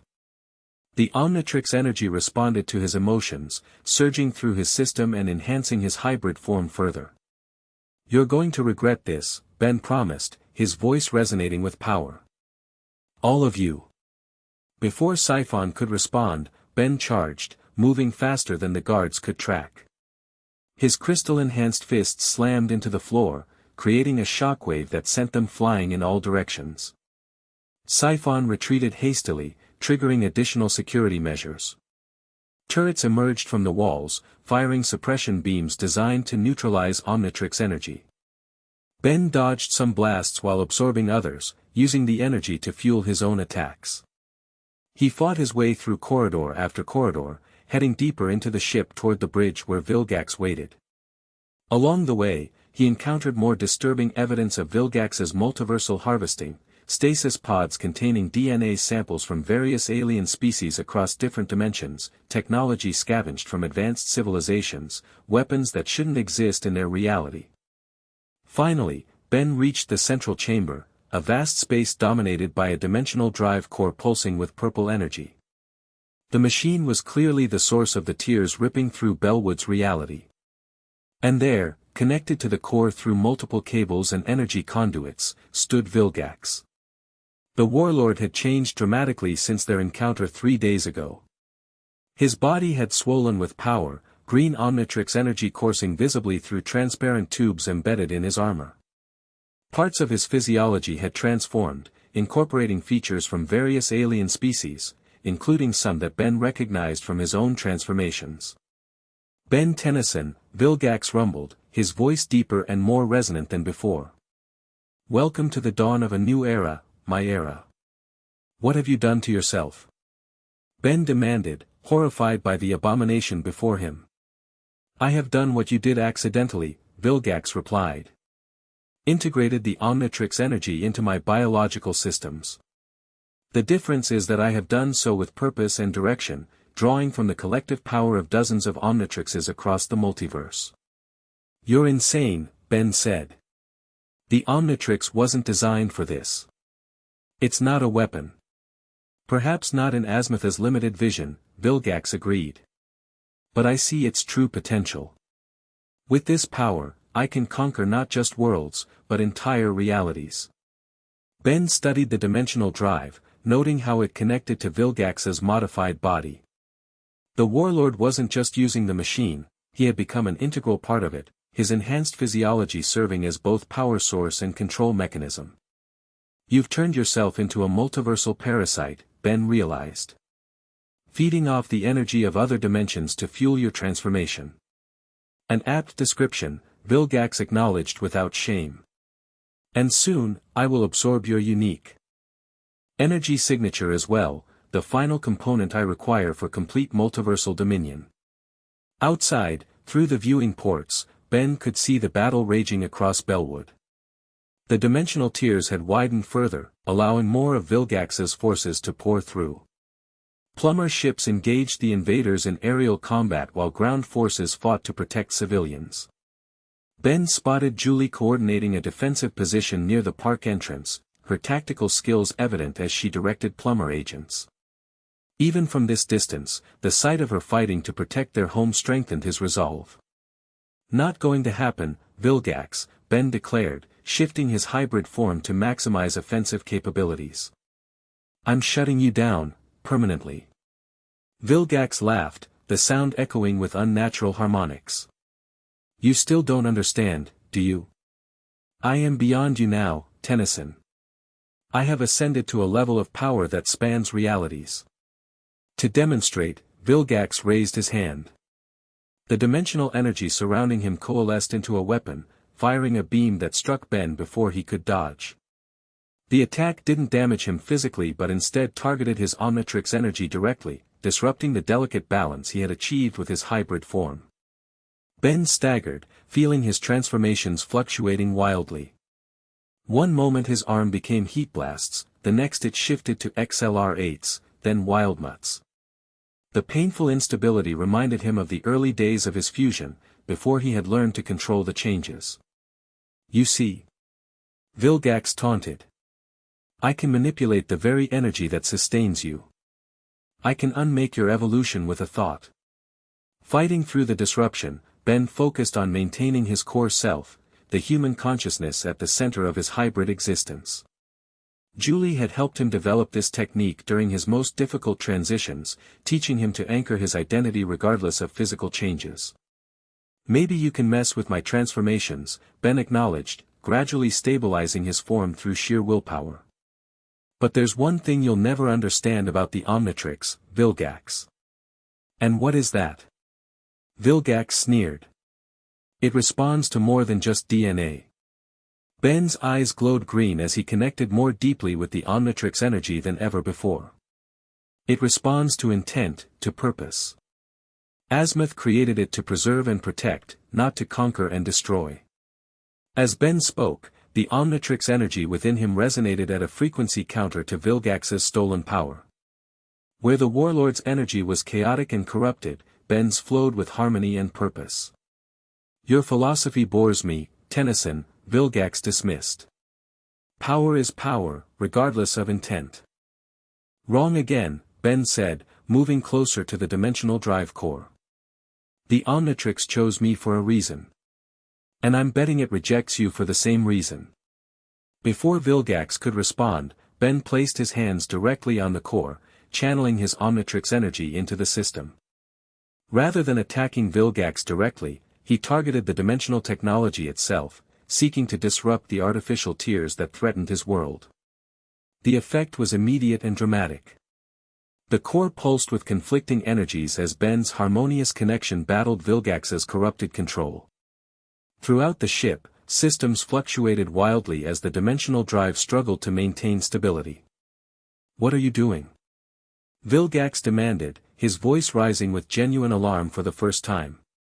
Giving the multiverse antibodies against your infection, Ben replied, his body glowing brighter as he channeled more power into the core. My Omnitrix energy versus yours, let's see which one the universe prefers. Vilgax roared in fury, directing his energy weapons at Ben.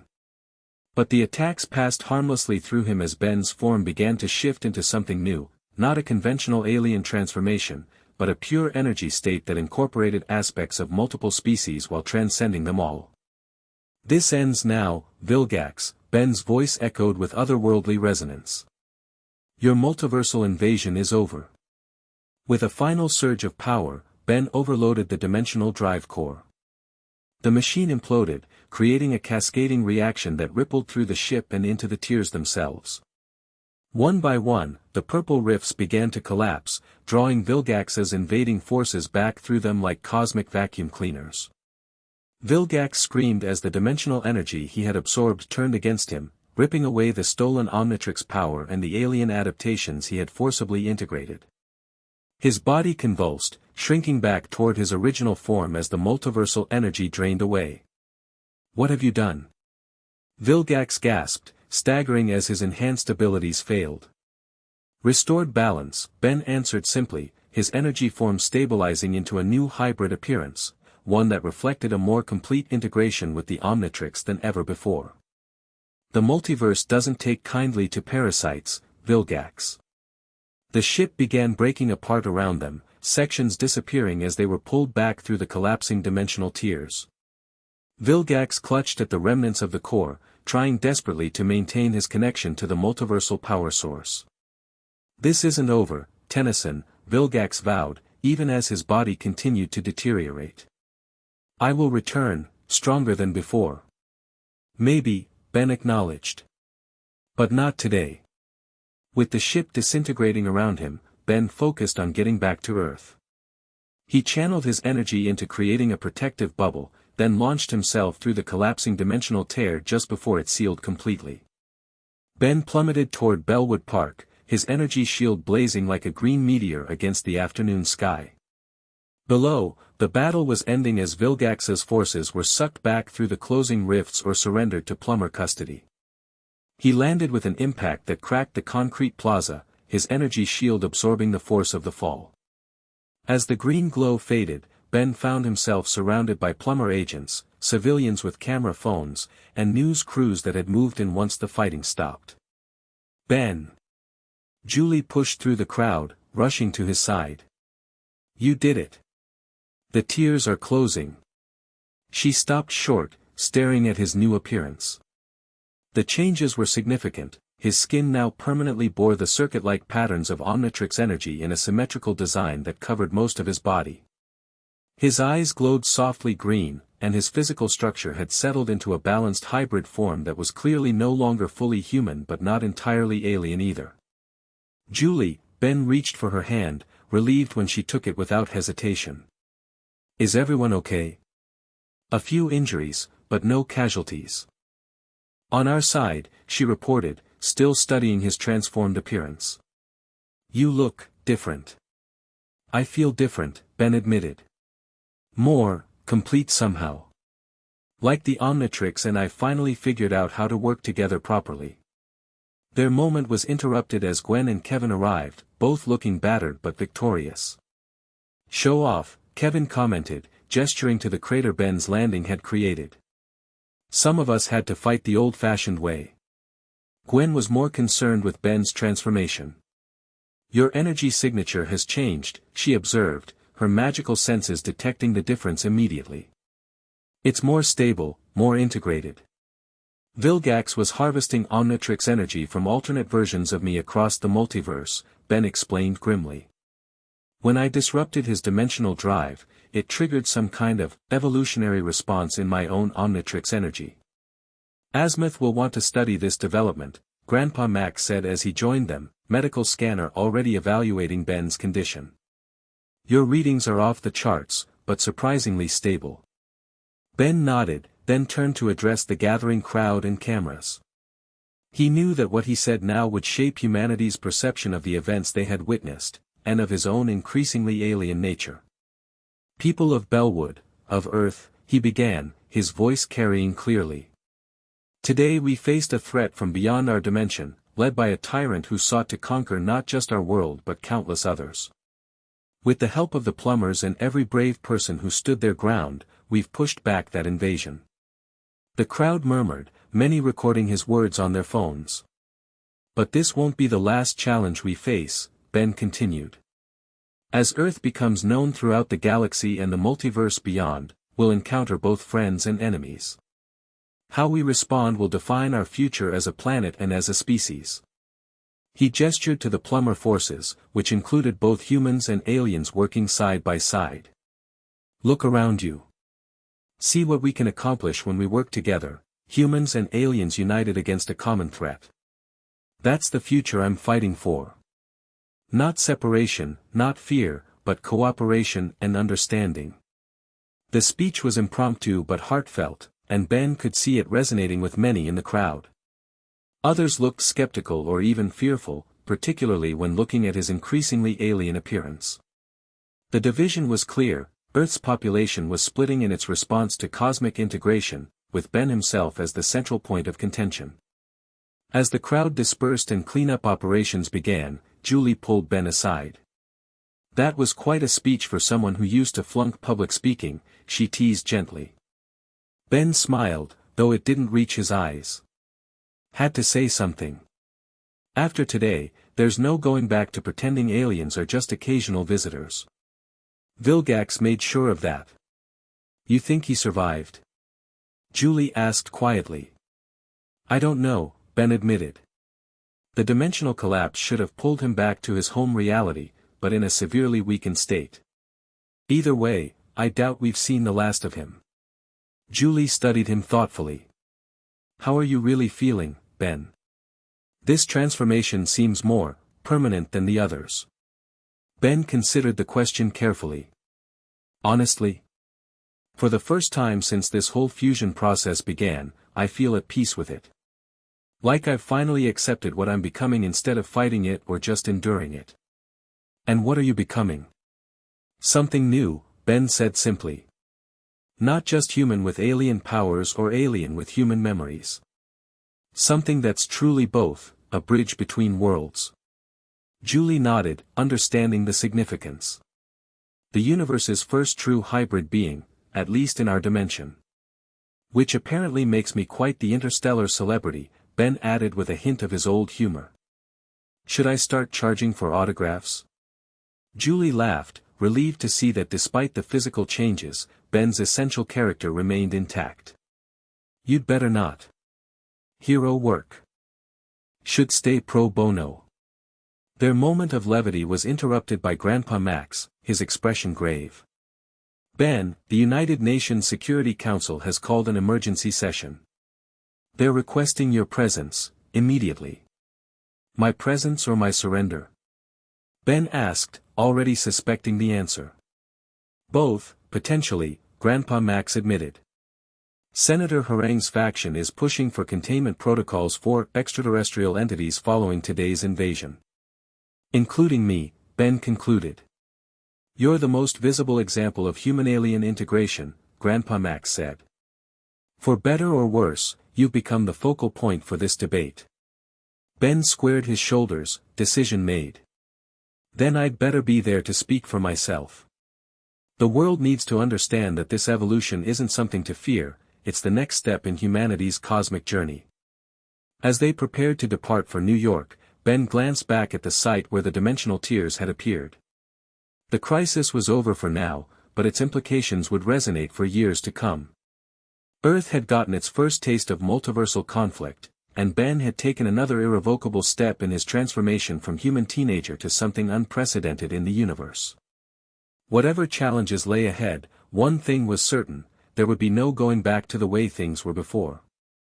For Ben Tennyson and for Earth, evolution was not just inevitable, it was already underway. The United Nations General Assembly Hall buzzed with tension as delegates from around the world gathered for the emergency session.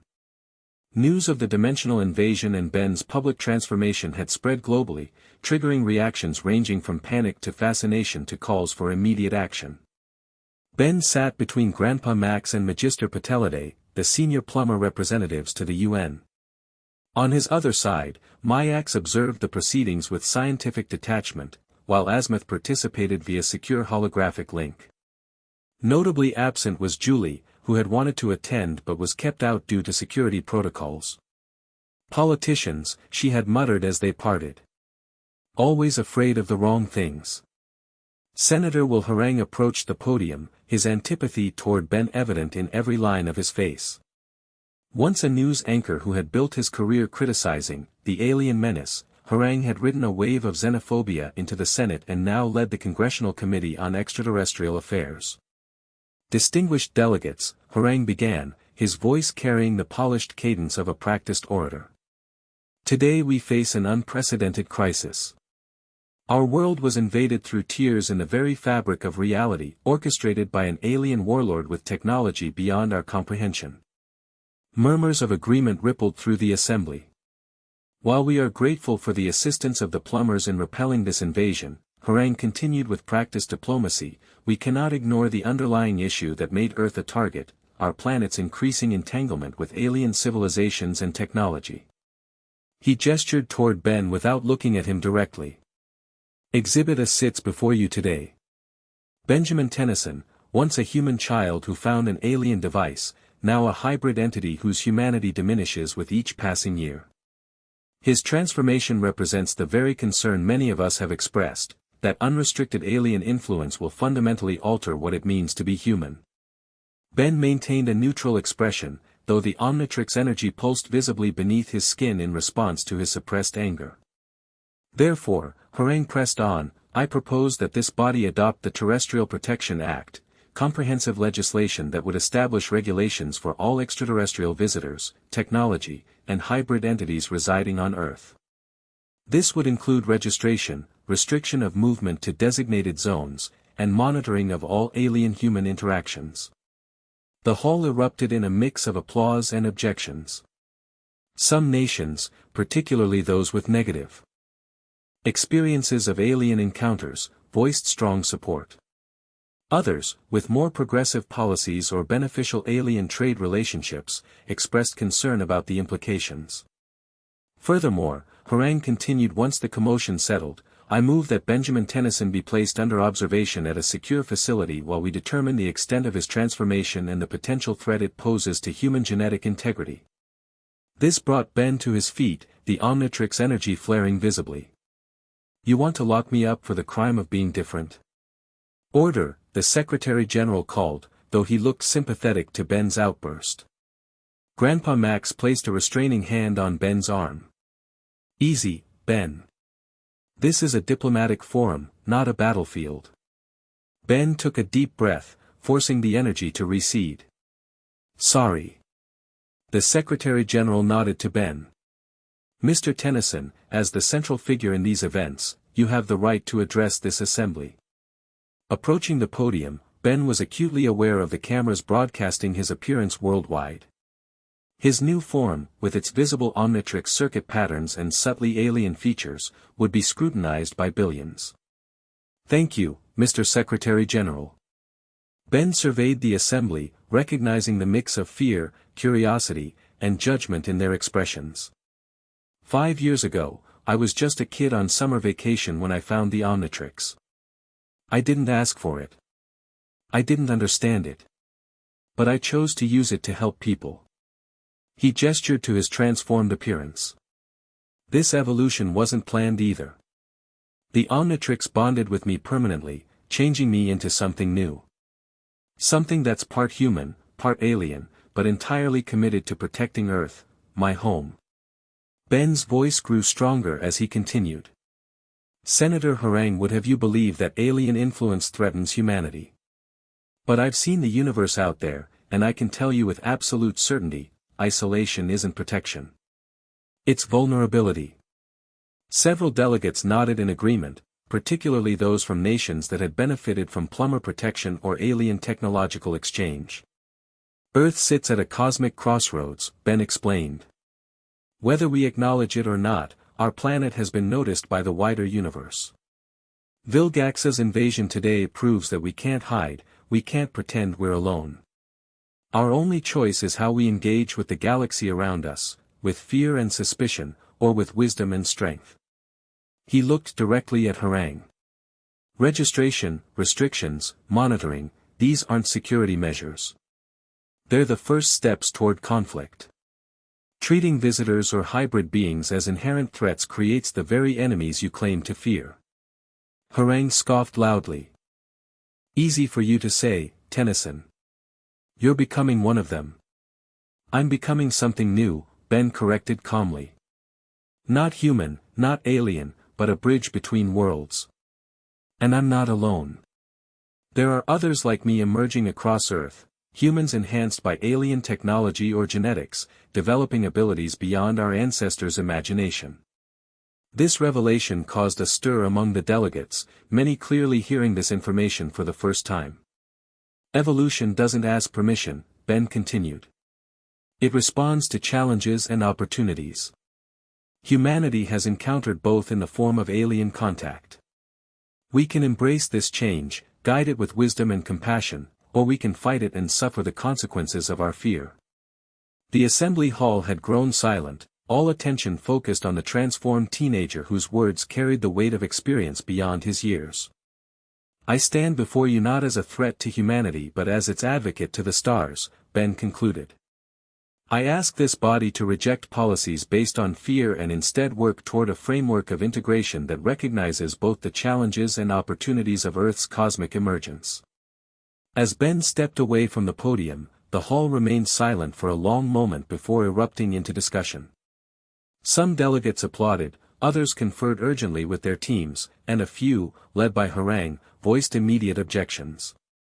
The Secretary General called for order. We will recess for 1 hour to consider both proposals. This body must act decisively but thoughtfully given the unprecedented nature of today's events. As the delegates filed out, Grandpa Max squeezed Ben's shoulder. Well said, Ben. You've given them something to think about at least. Will it be enough? Ben wondered, watching Harang gather supporters around him. That depends on what happens next, Magister Patelade replied cryptically, his fish-like features unreadable. Before Ben could ask what he meant, the chamber's main doors opened dramatically. A procession of alien dignitaries entered, representatives from the Galactic Council, Earth's primary interstellar diplomatic channel. What are they doing here? Ben whispered to Grandpa Max, supporting you, it seems, his grandfather replied, surprised and pleased. The alien delegation approached the Secretary General, requesting time to address the assembly when it reconvened. Their arrival changed the dynamic immediately, forcing Earth's representatives to confront the reality that their decisions would have consequences beyond their planet. During the recess, Ben slipped outside to call Julie. How's it going? She asked immediately. Intense, Ben admitted. Harang wants me in a containment facility. I gave a speech about embracing evolution instead of fearing it. Now the Galactic Council has shown up to weigh in. Sounds like a normal Tuesday for Ben Tennyson, Julie teased, though concern edged her voice. Are you holding up okay? You sound tired. I am, Ben confessed. This new form is stable, but it takes energy to maintain. Plus, you know, saving the multiverse and then immediately jumping into interplanetary politics isn't exactly restful. You need to eat, Julie diagnosed. Your metabolism runs higher when you're stressed. Find something with protein before you go back in there. Ben smiled at her practical concern. Yes, Dr. Yamamoto. Not a doctor yet, she reminded him. But I will be, especially if I get this summer research position. Which you absolutely should, Ben insisted. Don't let any of this chaos change your plans, Julie. There was a pause before she responded. Actually, I've been thinking, what if my research could help others like you? The Plummer files show at least a dozen cases of human-alien hybridization happening naturally or through technology. Someone needs to study this scientifically, not just politically. You'd be perfect for that, Ben said warmly. But Berkeley is still your best shot at getting the credentials you'll need.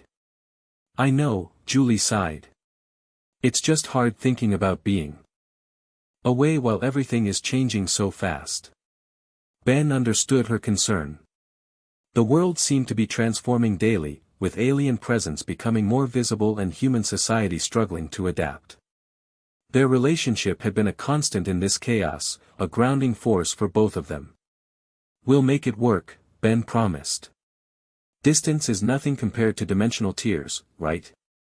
Julie laughed. Right. Just promise me you won't evolve too much while I'm gone. I'd hate to come back and find you've turned into a telepathic energy being or something. I'll try to keep the evolutionary leaps to a minimum, Ben assured her.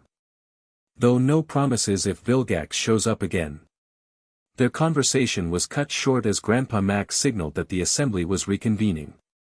Ben returned to find the chamber transformed, the Galactic Council representatives had been given honored positions, and the entire tone of the gathering had shifted from crisis management to diplomatic engagement. The lead council representative, a dignified Uxorite named Ambassador Xylene, addressed the assembly first. Her telepathic voice resonated clearly through the chamber without need for translation. Esteemed representatives of Earth, we come before you at a pivotal moment in your planet's development. Today's events have accelerated a process that typically takes centuries, a world's integration into the interstellar community. She gestured toward Ben. The evolution of Ben Tennyson represents a significant milestone not just for Earth but for the galaxy at large. His unique symbiosis with Galvan technology demonstrates possibilities previously unimagined, the harmonious integration of different species attributes to create something greater than the sum of its parts. Harang interjected from his seat. With all due respect, Ambassador, humanity has not consented to this integration. We have the right to determine our own evolutionary path. Xylene acknowledged him with a respectful nod. Indeed you do, Senator. And the Galactic Council has no intention of interfering with Earth's self-determination. We merely offer context for your deliberations. She turned back to the broader assembly. Throughout the galaxy, worlds that embrace controlled integration with alien species and technology thrive, while those that reject it often find themselves vulnerable to exploitation or conquest. Earth has already become known throughout the cosmos, there is no reversing this awareness. The Secretary-General leaned forward. What precisely are you proposing, Ambassador? The Galactic Council extends an invitation to Earth, Xylene announced. Not full membership, as your world is still developing the necessary unified planetary governance, but protected status with observer rights. This would provide your planet with collective security against threats like Vilgax while allowing controlled cultural and technological exchange. The offer stunned the assembly into silence. Protected status within the Galactic Council was rarely offered, particularly to worlds at Earth's developmental stage. And what would this protection cost us? Harang demanded, voicing the suspicion many felt. Reasonable accommodation for diplomatic exchange, continuation of the plumber presence on Earth, and a commitment to basic sentient rights for all intelligent beings regardless of origin, Xylene replied smoothly. Additionally, we would request that Ben Tennyson be recognized as Earth's primary liaison to the Council, given his unique status. All eyes turned to Ben, who looked as surprised as anyone by this proposal. Me? A diplomatic liaison? You bridge worlds in the most literal sense, Xylene explained. Your perspective encompasses both human and alien viewpoints. There is no one better qualified to represent Earth's interests while understanding galactic realities. The assembly erupted into debate, with nations hurriedly consulting their governments for direction on this unexpected development. What had begun as a crisis response session had transformed into a potentially history-altering diplomatic engagement. After hours of intense negotiation, a compromise emerged. Earth would accept protected status with the Galactic Council for a provisional period of 5 years. During this time, a joint Human-Alien Commission would establish guidelines for extraterrestrial presence on Earth, with protections for both human sovereignty and alien rights. Ben would serve as Earth's liaison to the Council, with oversight from a multinational committee. The plumber presence would be officially acknowledged and expanded, operating openly rather than in secret. And most significantly for Ben personally, he would be recognized as a sovereign individual rather than subject to the containment protocols Harang had proposed.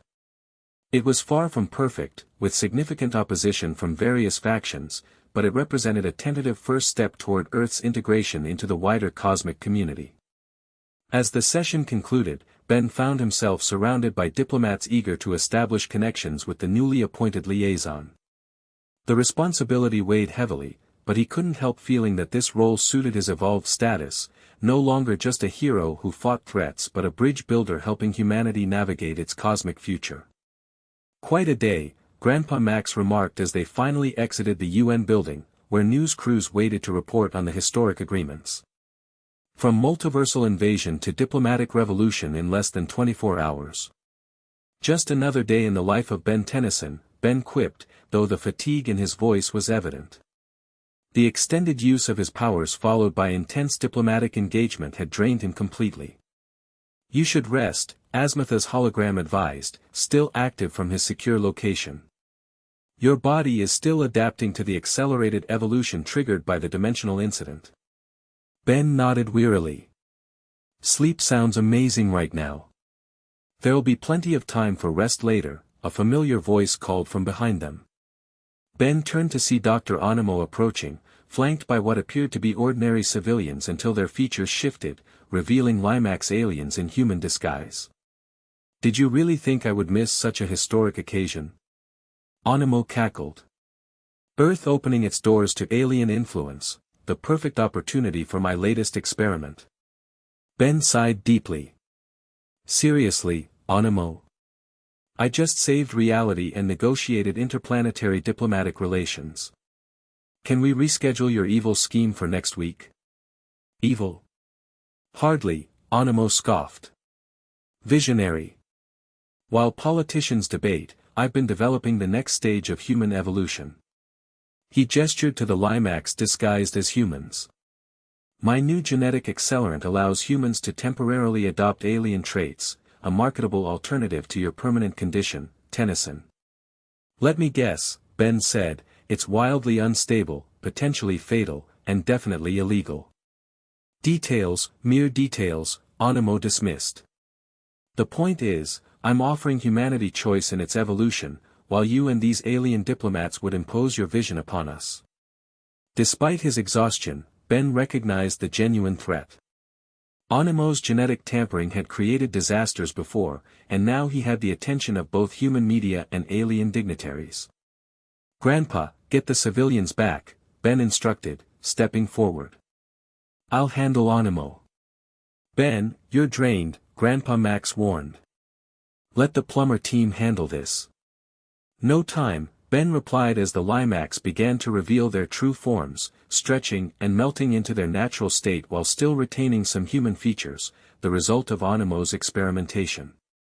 Ben confronted Animo directly. Whatever you've done to these Limax, undo it now. They're clearly suffering. Animo's expression shifted to something almost regretful. I cannot. The process is irreversible, much like your own transformation, Tennyson. They volunteered to demonstrate the potential of controlled human-alien hybridization. Controlled? Ben gestured to the Limax, whose forms were becoming increasingly unstable, melting and reforming unpredictably. This isn't control, it's torture.